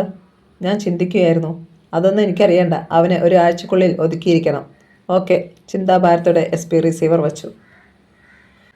ഒരു കൈവണ്ടിയിൽ കുറച്ച് അകലേക്ക് പലചരക്ക് സാധനങ്ങൾ കൊണ്ടുപോവുകയായിരുന്നു ചന്തുവും കൂട്ടരും. അയാൾ ഓരോന്ന് അഭ്യസിച്ച് വരികയാണ്. ഒന്ന് ആഞ്ഞു തള്ളടോ കുമാറേ. അരയുടെ ഭാഗം കൊണ്ട് കൈവണ്ടിയുടെ പിടിയിൽ മുന്നോട്ട് ആയമെടുക്കുന്നതിനിടയിൽ ഒരു ബീഡി കത്തിച്ചുകൊണ്ട് ചന്തു പറഞ്ഞു. ഇന്നാ പിടിച്ചോ. ഏലസ. കുമാറും കൂടെ ഉണ്ടായിരുന്നവനും തള്ളിക്കൊടുത്തു. നമ്മുടെ വണ്ടി കയറിപ്പോട്ടെ. നിറയെ ഗട്ടറുകളും ചെളിവെള്ളവും നിറഞ്ഞ റോഡ്. ഓടയിൽ നിന്നും വമിക്കുന്ന ദുർഗന്ധം. എതിരെ ഒരു പ്രീമിയർ പത്മിനി കാർ വരുന്നത് കണ്ടു. ചന്തു പരമാവധി സൈഡ് ഒതുക്കി കൊടുത്തു. എന്നാൽ വന്ന വേഗത്തിൽ തന്നെ കാർ പാഞ്ഞുപോയി, അവരുടെ ശരീരങ്ങളിൽ ചെളിവെള്ളം തെറിപ്പിച്ചുകൊണ്ട്. ഫൂ, ചന്തു അലറി. നിർത്തടി കഴിവാട്ട മോളെ വണ്ടി. കാർ അപ്പോഴേക്ക് അടുത്ത വളവിൽ എത്തിയിരുന്നു. ചാത്തുണ്ണി മുതലാളിയുടെ മോള, കുമാർ അറിയിച്ചു. ആരായാലെന്താ, തോന്നിയസം കാണിക്കുന്നതിന് അതിര് വേണ്ടേ? ചന്തു തുവർത്തെടുത്ത് മുഖത്തെ വെള്ളം തുടച്ചു കളഞ്ഞു. പിന്നെ ഒന്ന് അമർത്തി മൂളി. ചില ദിവസങ്ങളിൽ ചന്തു ചായക്കടയോട് ചേർന്നുള്ള ചായപ്പിലാണ് കിടപ്പ്. അത് കുറഞ്ഞച്ഛനും പെങ്ങൾക്കും ആശ്വാസമായിരുന്നു. സായാഹ്നം ചാത്തുണ്ണി മുതലാളിയുടെ മകൾ മോളിക്കുട്ടി കാറിൽ എവിടേക്ക് പോകുന്നത് ചന്തു കണ്ടു. അയാൾ കുമാറിനെ വിളിച്ചു. ചാത്തുണ്ണിയുടെ മോളല്ലേ അത്? നമ്മളെ ചെളിവെള്ളം തെറിപ്പിച്ചവൾ? ആണ് ചന്തുണ്ണ. നീ ഒരു കാര്യം ചെയ്യേ. അയാൾ അവൻ്റെ കാതിൽ എന്തോ മന്ത്രിച്ചു. തല കുലുക്കിക്കൊണ്ട് കുമാർ പോയി. അരമണിക്കൂർ കഴിഞ്ഞാണ് തിരികെ എത്തിയത്. എവിടെ? അപ്പുറത്തുണ്ട്. സന്ധ്യ മയങ്ങുന്നതിന് മുമ്പ് ആ പ്രീമിയർ പത്മിനിക്കാർ പാഞ്ഞു വരുന്നത് കണ്ട ചന്തു വേഗത്തിൽ ഒരു കൈവണ്ടി വലിച്ച് റോഡിന് നടുവിലിട്ടു. മോളിക്കുട്ടി ബ്രേക്ക് അമർത്തി. വല്ലാത്തൊരു ശബ്ദത്തോടെ കാർ നിന്നു. അവൾ തുടരെ ഹോണടിച്ചു. അത് കേട്ടപ്പോൾ ആൾക്കാരുടെ മുഴുവൻ ശ്രദ്ധ അവിടേക്കായി. ചന്തു മെല്ലെ കാറിനെ സമീപിച്ചു. അവൾ ഭയപ്പാടോടെ അയാളെ നോക്കി. മോള് പുറത്തേക്ക് ഒന്നിറങ്ങിക്കേ. നിങ്ങൾക്ക് എന്ത് വേണം? അഹംഭാവത്തോടെയുള്ള ചോദ്യം. എന്തായാലും നിന്നിൽ നിന്ന് ഒന്നും വേണ്ട. അയാൾ പറഞ്ഞുകൊണ്ട് ഡോർ തുറന്നു. നിങ്ങൾ മര്യാദയ്ക്ക് പെരുമാറണം. തീർച്ചയായും. സ്കൗണ്ട്രൽ. അത് നിന്റെ തന്തയുടെ പേര്. ഇറങ്ങടി പുറത്തേക്ക്. അതൊരു ആജ്ഞയായിരുന്നു. അനുസരിച്ചില്ലെങ്കിൽ തല്ലു മേടിക്കുമെന്ന് മോളിക്കുട്ടിക്ക് തോന്നി. താൻ ചാത്തുണ്ണിയുടെ മകളാണ്. അവൾ പുറത്തിറങ്ങി. മോള് ഈ കാറിൽ പറന്നു നടക്കുകയാ. ഞങ്ങൾ പാവങ്ങൾ റോഡിലൂടെ കാൽനടയായിട്ടാണ് നടക്കുന്നത്. ഓർമ്മ വേണം. ആൾക്കാരുടെ ശരീരത്തിൽ ചെളിവെള്ളം തെറിക്കുമെന്ന് തോന്നുമ്പോൾ ആ ബ്രേക്കിൽ കാലൊന്ന് അമർത്തിക്കൂടെ? താൻ തൻ്റെ കാര്യം നോക്കിയാൽ മതി. എന്നെ പഠിപ്പിക്കേണ്ട. ഉത്തരവ്. ചന്തു ചിരിച്ചു. പക്ഷേ കഴിഞ്ഞ ആഴ്ച മോള് എൻ്റെ ശരീരത്തും ചള്ളത്തെറിപ്പിച്ചു. അതിന് ഇനിത് ആവർത്തിക്കരുതെന്ന് പറയുകയാ. താൻ പോടോ. അവൾ ചുണ്ടുകൾ വക്രിച്ചു. ഒരു മാന്യം വന്നിരിക്കുന്നു. വായി നോക്കി. ചന്തുവിൻ്റെ മുഖത്തെ ചിരി മാഞ്ഞു. മോളിക്കുട്ടി തുടർന്നു. താനാരാ? കളക്ടറോ അതോ IG യോ? ഇനിയും ശരീരത്ത് ചെളിവെള്ളം തെറിച്ചെന്നിരിക്കും. അവൾ തിരികെ കാറിൽ കയറാൻ ഭാവിച്ചു. നിൽക്കടി. അവൾ തിരിഞ്ഞു. എന്താ? ഇനി നീ ചള്ളത്തെറിപ്പിക്കുമോ? തെറിപ്പിക്കും. തീർച്ച? ഓക്കെ. ചന്തു കുമാരനെ നോക്കി അലറി. കൊണ്ടുവാടാ. ചന്തു അണ്ണാ, നീ പറഞ്ഞതനുസരിച്ചാൽ മതി. കൊണ്ടുവാ. ഇവൾ ആരാടാ? കൊച്ചി രാജാവിൻ്റെ കൊച്ചുമകളോ അതോ മൗണ്ട് ബാറ്റൻ പ്രഭുവിൻ്റെ അനന്തരത്തിയോ? കുമാർ ഓടിപ്പോയി ഒരു ബക്കറ്റിൽ ചാണകം കലക്കി വെച്ചിരുന്നതുമായി വന്നു. നിന്നോട് അവസാനമായിട്ട് ചോദിക്കുക, നീ ഇനിയത് ആവർത്തിക്കുമോടി? താൻ പോടോ. ഒരു സെക്കൻഡ്. ചന്തു ബക്കറ്റ് അവളുടെ തലയിലേക്ക് കമിഴ്ത്തി. അയ്യോ. അവൾ ചാണകവെള്ളത്തിൽ കുളിച്ചു. ജനം അന്താളിച്ചു നിന്നു. അവൾക്കത് തന്നെ വേണം. പ്രായമുള്ള ചിലർ പിറുപിറുത്തു. ചാണകവെള്ളം നല്ലതാടി. നിന്റെ മനസ്സും ശരീരത്തിനുമുള്ള വിഷത്തിൻ്റെ അളവ് കുറഞ്ഞു കിട്ടും. മോളിക്കുട്ടി നനഞ്ഞ എലിയെപ്പോലെ നിന്ന് വിറച്ചു. പട്ടി, നിന്നെ ഞാൻ കാണിച്ചു തരാമടാ നാറി. നീ സ്വന്തം പേരിൻ്റെ പര്യായങ്ങൾ മുഴുവൻ പഠിച്ചു വച്ചിട്ടുണ്ടല്ലോ. പോകാൻ നോക്ക് വേഗം. വിഷമവും കോപവും ഒക്കെ സഹിക്കാൻ വയ്യാതെ പൊട്ടിക്കരഞ്ഞു പോയി മോളിക്കുട്ടി. അവൾ ആ വേഷത്തിൽ തന്നെ കാറിൽ കയറിയിരുന്നു. ചന്തു കൈവണ്ടി മാറ്റി കാർ അകന്നുപോയി. അത്രയും വേണമായിരുന്നോ ചന്തു അണ്ണ? കുമാരന് സംശയം. വേണം. കാറിൽ നിന്നിറങ്ങിയ മോളിക്കുട്ടി ഉറക്കെ നിലവിളിച്ചുകൊണ്ടാണ് വീടിനുള്ളിലേക്ക് ഓടിക്കയറിയത്. എന്തു പറ്റിയടി? ചാത്തുണ്ണിയും മക്കളും ചാടി എണീറ്റു. ഡാഡി, ഇതെന്താ? കാർ എവിടെയെങ്കിലും മറിഞ്ഞോ? ഇല്ല. പിന്നെ ഇത്? ഹാ, നാറുന്നു. റെഞ്ഞി മൂക്കുപൊത്തി. അവൻ എന്നെ ചാണകവെള്ളത്തിൽ കുളിപ്പിച്ചു. ആര്? ആ റൗഡി ചന്തു. റെഞ്ഞിച്ചൻ പല്ലു കടിച്ചു. എന്താടി ഉണ്ടായത്? എന്നോ ഞാൻ അറിയാതെ അല്പം ചെളിവെള്ളം അയാളുടെ ശരീരത്തിൽ തെറിച്ചു പോലും. അതിനാ ഇന്നിങ്ങനെ. പൊടിപ്പും തൊങ്ങലും ചേർത്ത് അവൾ പറഞ്ഞു കേൾപ്പിച്ചു. ആ തന്തയില്ലാത്തവനെ ഇന്ന് ഞാൻ കൊല്ലും. റെന്നി തൻ്റെ മുറിയിലേക്ക് ഓടി. അവരുടെ മമ്മി സൂസൻ അവിടെയില്ലായിരുന്നു. ഒരു വനിതാ സമ്മേളനത്തിന് പോയിരിക്കുകയാണ്. ഇനി അവനെ വാഴിക്കുന്നത് ശരിയല്ല. മിനിറ്റുകൾക്കുള്ളിൽ ചാത്തുണ്ണിയും മക്കളും ഒരു കാറിലും 2 ജീപ്പുകൾ നിറയെ ഗുണ്ടകളും പാലമൂട് ജംഗ്ഷനിലേക്ക് പാഞ്ഞു. എല്ലാവിധ ആയുധങ്ങളുമായി. ചാണകവെള്ളം കൊണ്ട് അഭിക്ഷിതയായി മോളിക്കുട്ടി പാലമൂർ ജംഗ്ഷനിൽ നിന്നും പോയി കഴിഞ്ഞ് ചന്തു കലിങ്കിൽ കുത്തിയിരുന്നു. ചാത്തുണ്ണിയും മക്കളും വെറുതെ ഇരിക്കില്ലെന്ന് പലരും ചന്തുവിനെ ഉപദേശിച്ചു. അതുകൊണ്ട് സൂക്ഷിക്കണം. ചന്തു ഒന്ന് മൂളി. അവർ പറയുന്നത് സത്യമാണെന്ന് അയാൾക്കും അറിയാമായിരുന്നു. ഈ അവസരത്തിലാണ് ഒരു ജീപ്പ് അവിടെ വന്നു നിന്നത്. അതിൽ നിന്നും ഇറങ്ങിയ ആജാനുബാഹുവായ ഒരാൾ ചന്തുവിൻ്റെ അരികിലെത്തി. ചന്തു? ഞാൻ തന്നെ. സംശയത്തോടെ അയാൾ മറുപടി കൊടുത്തു. ഞാൻ നിങ്ങളെ ഒന്ന് കാണുവാൻ വന്നതാണ്. ചോദ്യാർത്ഥത്തിൽ ചന്തു അയാളെ നോക്കി. പിന്നെ ഒരു ബീഡി കത്തിച്ചു. അവറാച്ച മുതലാളിക്ക് നിങ്ങളൊന്ന് കാണണമെന്ന്. അതിനെന്താ? കണ്ടോളം പറഞ്ഞേക്കൂ.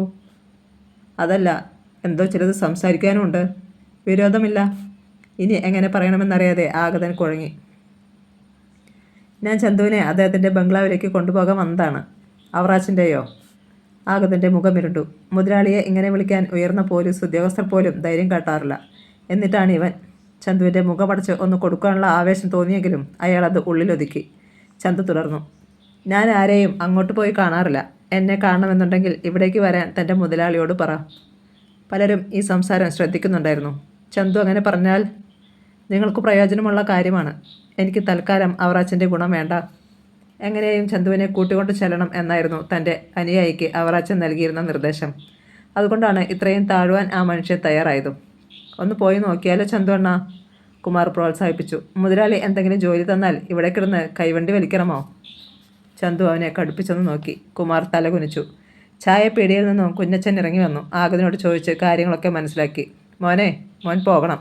അദ്ദേഹം വിളിച്ചത് തല്ലാനും മറ്റുമല്ലല്ലോ. അങ്ങനെ വന്നാൽ അയാളുടെ കുടല് ഞാൻ എടുക്കും. അതിൻ്റെ ഒന്നും ആവശ്യമില്ല. അദ്ദേഹം നല്ല മനുഷ്യനാണ്. മോൻ ചെല്ല്. കുഞ്ഞച്ചൻ ചേട്ടാ? പോയിട്ട് വാ ചന്തു. ശരി, ചേട്ടൻ പറഞ്ഞതുകൊണ്ട് ഞാൻ പോകാം. ചന്തു ബീഡിക്കുറ്റി ഓടയിലേക്ക് തുപ്പിയിട്ട് എണീറ്റു. ആഗതിനും ചന്തുവും മുന്നോട്ട് നടന്നു. എടാ കുമാരേ, അയാൾ തിരിഞ്ഞു നിന്നു. എന്താണാ?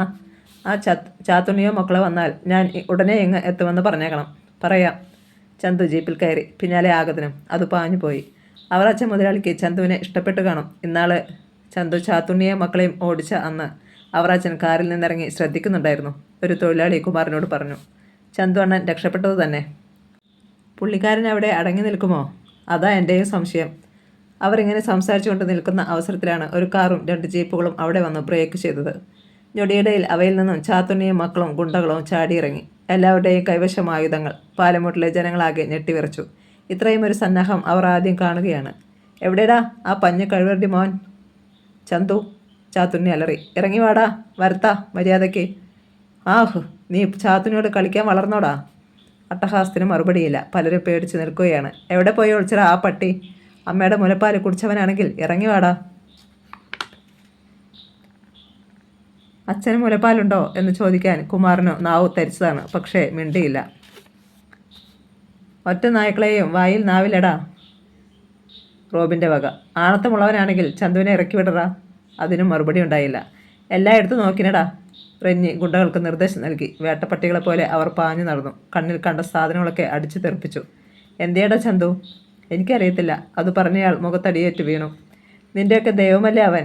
ഇന്ന് ഞങ്ങൾ അവനെ വെട്ടിക്കണ്ടിച്ച് വേവിച്ചു നിന്നെ കൊണ്ട് തീറ്റിക്കും, ഗുണ്ടകൾ വിളിച്ചു പറഞ്ഞു. ഇതിനിടെ റോബിനും റെന്നിയും കുമാറിനെ വളഞ്ഞു. നീയല്ലേടാ ചാണകവെള്ളം കലക്കി കൊണ്ടുവന്നത്? കുമാർ മറുപടി പറയുന്നതിന് മുമ്പ് അടി വീണു. പക്ഷേ അത് ശരീരത്തിൽ ഏൽക്കുന്നതിന് മുമ്പ് അയാൾ ഒഴിഞ്ഞു മാറിയതും തിരിഞ്ഞ് ഓടിയതും ഒപ്പം കഴിഞ്ഞു. പിടിക്കടാ അവനെ. ഗുണ്ടകൾ കുമാറിൻ്റെ പിന്നാലെ ഓടി. എന്നാൽ ഓട്ടത്തിൽ അവൻ്റെ ഒപ്പം എത്താൻ അവർക്ക് കഴിഞ്ഞില്ല. എടാ കുഞ്ഞച്ചാ, പെൺമക്കളെ അണിയിച്ച് നിർത്തിക്കോ. ആ ചന്തുവിൻ്റെ ശവശരീരത്തിൽ മാലയിടാൻ. റെന്നി കാറി തുപ്പി. ഞങ്ങളുടെ കുഞ്ഞുപെങ്ങളെ അപമാനിച്ച അവനെ ഈ ഭൂമിയിൽ ജീവനോടെ ഞങ്ങൾ വച്ചേക്കത്തില്ല. ഓരോരുത്തരും അവർ വന്ന വാഹനങ്ങളിൽ കയറി. പൊടിപ്പറത്തിക്കൊണ്ട് അവ പാഞ്ഞുപോയി. ഒരു കൊടുങ്കാറ്റ് ഇറങ്ങിയ പ്രതീതി. ഏതായാലും അവറാച്ചൻ മുതലാളിയുടെ ബംഗ്ലാവിലേക്ക് ചന്തു പോയത് ഭാഗ്യം. അല്ലെങ്കിൽ ഇന്നിവിടെ ചോരപ്പുഴ ഒഴുകിയേനെ. ദീർഘനിശ്വാസത്തോടെ കുഞ്ഞച്ചൻ ബെഞ്ചിലിരുന്നു. ചുറ്റും മതിൽ കെട്ടിയ വിശാലമായ പുരയിടത്തിൻ്റെ നടുക്കാണ് അവറാച്ചൻ മുതലാളിയുടെ 2 നിലകളുള്ള കൂറ്റൻ ബംഗ്ലാവ്. ഗാർഡനും സ്വിമ്മിംഗ് പൂളുമൊക്കെയുണ്ട് മുറ്റത്ത്. ജീപ്പ് ഗേറ്റിനടുത്ത് എത്തിയപ്പോൾ ഗൂർഖ സല്യൂട്ട് നൽകിയിട്ട് ഗേറ്റ് തുറന്നു കൊടുത്തു. ഇരുവശത്തും പൂച്ചട്ടികൾ നിരത്തി വച്ചിരിക്കുന്ന ഡ്രൈവ് വേയിലൂടെ ജീപ്പ് പോർട്ടിക്കോവിൽ ചെന്നു നിന്നു. ഇറങ്ങി വരൂ, കൂട്ടിക്കൊണ്ടു വന്നയാൾ ചന്തുവിനോട് പറഞ്ഞു. ചന്തു ഇറങ്ങി അവിടെ നിന്നൊരു ബീഡി കത്തിച്ചു. മുതലാളി സ്വിമ്മിംഗ് പൂളിനരികിലുണ്ട്. യൂണിഫോം അണിഞ്ഞ ഒരു പരിചാരകൻ വന്നറിയിച്ചു. വരൂ. അയാൾ ചന്തുവിനെയും കൂട്ടി ഗാർഡന് നടുവിലൂടെ തെക്കോട്ട് നടന്നു. അവിടുത്തെ ആഡംബരങ്ങളൊന്നും ചന്തുവിനെ ആകർഷിച്ചതേയില്ല. തൻ്റെ ബംഗ്ലാവുമായി തട്ടിച്ചു നോക്കുമ്പോൾ ഇത് ഒന്നുമല്ലെന്ന് അയാൾക്കറിയാം. പക്ഷേ ഇളനീല ജലമുള്ള സ്വിമ്മിംഗ് പൂളിൻ്റെ കരയിൽ ഒരു ചാരു കസേരയിൽ മലർന്ന് കിടക്കുകയാണ് അബ്കാരി കോൺട്രാക്ടർ അവറാച്ചൻ. ചന്തുവിനെ കണ്ടതും മന്ദസ്മിതത്തോടെ അയാൾ തലയിളക്കി. ഇരിക്കൂ. യാതൊരു മടിയും കൂടാതെ അയാൾ ഒരു കസേര വലിച്ചിട്ടിരുന്നു. മുതലാളി ചന്തുവിൻ്റെ ഒപ്പം വന്ന ആളിനെ നോക്കി. തനിക്ക് പോകാം. ചന്തുവിന് കഴിക്കാൻ എന്തെങ്കിലും കൊണ്ടുവരാൻ പറയൂ. അയാൾ പോയി. അവറാച്ചൻ നിവർന്നിരുന്നു. അടുത്ത് തന്നെ ഒരു ടീപ്പോയിൽ വെച്ചിരുന്ന ചുരുട്ടും ലൈറ്ററും എടുത്തു. ഒരു ചുരുട്ട് ചന്തുവിനെ നീട്ടി. വേണ്ട, എനിക്കിതാണ് ഇഷ്ടം. ചന്തു ബീഡി ആഞ്ഞു വലിച്ചു. മുഖവുര കൂടാതെ തന്നെ ഞാനൊരു കാര്യം പറയാം, അവറാച്ചൻ തുടർന്നു. ചന്തുവിനെ എനിക്ക് വളരെയേറെ ഇഷ്ടപ്പെട്ടു. അതുകൊണ്ടാണ് ഇവിടേക്ക് വിളിപ്പിച്ചത്. അവറാച്ചൻ ഈ പറഞ്ഞതിന് മറുപടി അർഹിക്കുന്നില്ല എന്ന ഭാവത്തിൽ ചന്തു ഇരുന്നു. ചന്തുവിന് എൻ്റെ ഒപ്പം സഹകരിച്ച് മുന്നോട്ട് പോകുന്നതിൽ ബുദ്ധിമുട്ടുണ്ടോ? മനസ്സിലായില്ല. ഞാനൊരു ജോലി തന്നാൽ നിങ്ങൾ സ്വീകരിക്കുമോ? ചന്തു ചിന്തയിലായി. നിങ്ങൾ MA വരെ പഠിച്ചിട്ടുണ്ടെന്ന് എനിക്കറിയാം. അതിന് തക്ക ജോലി തന്നെയാവും ഞാൻ തരിക. ചന്തു അത്ഭുതത്തോടെ അവറാച്ചനെ നോക്കി. അത്രയും മാത്രമല്ല ഞാൻ മനസ്സിലാക്കിയിട്ടുള്ളത്. ചന്തുവിൻ്റെ കഴിഞ്ഞകാല ചരിത്രവും മാതാപിതാക്കളും. നിർത്ത്. അസഹ്യതയോടെ ചന്തു എണീറ്റ് അങ്ങിങ്ങുലാത്തി. ഞാൻ എന്തെങ്കിലും അവിവേകം പറഞ്ഞെങ്കിൽ ചന്തു ക്ഷമിക്കണം. പരിചാരകൻ ഒരു ട്രേയിൽ മദ്യക്കുപ്പിയും ഐസ് ക്യൂബുകളും 2 ഗ്ലാസുകളും കൊണ്ടുവന്നു വെച്ചു. എല്ലാ മദ്യ കോൺട്രാക്ടർമാരെയും പോലെ ചന്തു എന്നെ കാണരുത്. അവരിൽ നിന്നൊക്കെ തികച്ചും വിഭിന്നനാണ് ഞാൻ. അവറാച്ചൻ്റെ ക്ഷണം സ്വീകരിക്കണോ വേണ്ടയോ എന്നായിരുന്നു ചന്തുവിൻ്റെ ചിന്ത. അവറാച്ചൻ 2 ഗ്ലാസുകളിലേക്ക് മദ്യം പറഞ്ഞിട്ട് ഐസ് ക്യൂബുകൾ അവയിൽ നിക്ഷേപിച്ചു. ഇത് കഴിക്കൂ. ഇരുവരും ഗ്ലാസുകൾ എടുത്തു. ചേഴ്സ്. ഒരിറക്കു മദ്യം അകത്താക്കിയിട്ട് ചന്തു ഗ്ലാസ് കയ്യിൽ വെച്ച് തിരിച്ചു. ചന്തുവിന് എന്നെ പൂർണ്ണമായി വിശ്വാസമുണ്ടെങ്കിൽ മാത്രം സഹകരിച്ചാൽ മതി. ഒരിക്കലും കൂടെ നിൽക്കുന്നവരെ ചതിക്കുന്നവനല്ല അവറാച്ചൻ. എനിക്ക് ആകെയുള്ളത് ഒരു മകളാണ്. പക്ഷേ പറഞ്ഞിട്ട് എന്ത് പ്രയോജനം? അവൾക്ക് സ്ഥിരബുദ്ധിയില്ലാതെയായിപ്പോയി. പിന്നെ ഞാൻ എന്തിനാണിതൊക്കെ നേടുന്നത് എന്നായിരിക്കും ചന്തു ഓർക്കുന്നത്. ഈ നാട്ടിലെ പാവപ്പെട്ടവരെ സഹായിക്കാൻ. ഒന്നുമില്ലാതെ വളർന്നവനാണ് ഞാൻ. പട്ടിണി മാത്രം കൈമുതൽ. ഹോട്ടലുകൾക്ക് മുന്നിലെ എച്ചിൽ വീപ്പകളിൽ ഞാൻ ഭക്ഷണം തേടിയിട്ടുണ്ട്. അവറാച്ചൻ്റെ സ്വരം വിറച്ചു. അയാൾ ഭൂതകാലത്തിലേക്ക് പോയിരിക്കുന്നു. ചികിത്സിക്കാൻ പണമില്ലാതെ കിടന്ന് എൻ്റെ അമ്മ മരിച്ചു. അച്ഛൻ ആരെന്നുകൂടി എനിക്കറിയില്ല. വേശ്യയുടെ പുത്രൻ എന്ന് ലോകം എന്നെ പരിഹസിച്ചു. അന്ന് തുടങ്ങിയ വാശിയായിരുന്നു. ഇല്ലായ്മയിൽ നിന്നും ഞാൻ നേടിയതാണിതെല്ലാം. അഴുക്കുചാലുകളിലൂടെ ഒരുപാട് യാത്ര ചെയ്തുവെങ്കിലും എനിക്കിന്ന് സംതൃപ്തിയുണ്ട്. വേശ്യയുടെ മകൻ എന്ന് എന്നെ വിളിച്ചിരുന്ന നാവുകൊണ്ട് തന്നെ അവർ അവറാച്ചൻ മുതലാളി എന്ന് വിളിക്കുന്നു. ഗ്ലാസ്സിൽ അവശേഷിച്ച മദ്യം കൂടി അവറാച്ചൻ അകത്താക്കി. എന്നോട് ശത്രുത പുലർത്തുന്നവരെ ഞാൻ വെറുതെ വിടാറില്ല. എന്നുവെച്ച് ഒരു മനുഷ്യത്വമില്ലാത്തവനല്ല ഞാൻ. അനാഥാലയങ്ങൾക്കും മറ്റും ഞാൻ ഒരുപാട് പണം സംഭാവന കൊടുക്കുന്നുണ്ട്. എന്നാൽ എല്ലാ മാന്യന്മാരെയും പോലെ ക്ഷേത്രങ്ങൾക്കും പള്ളികൾക്കും ഒന്നും സംഭാവന കൊടുക്കില്ല. ദൈവപ്രീതി പണം നൽകിയിട്ട് എനിക്ക് വേണ്ട. മനസ്സിലാണ് ഞാൻ ദൈവത്തെ പൂജിക്കുന്നത്. എൻ്റെ ദൈവത്തിന് പണം വേണ്ട.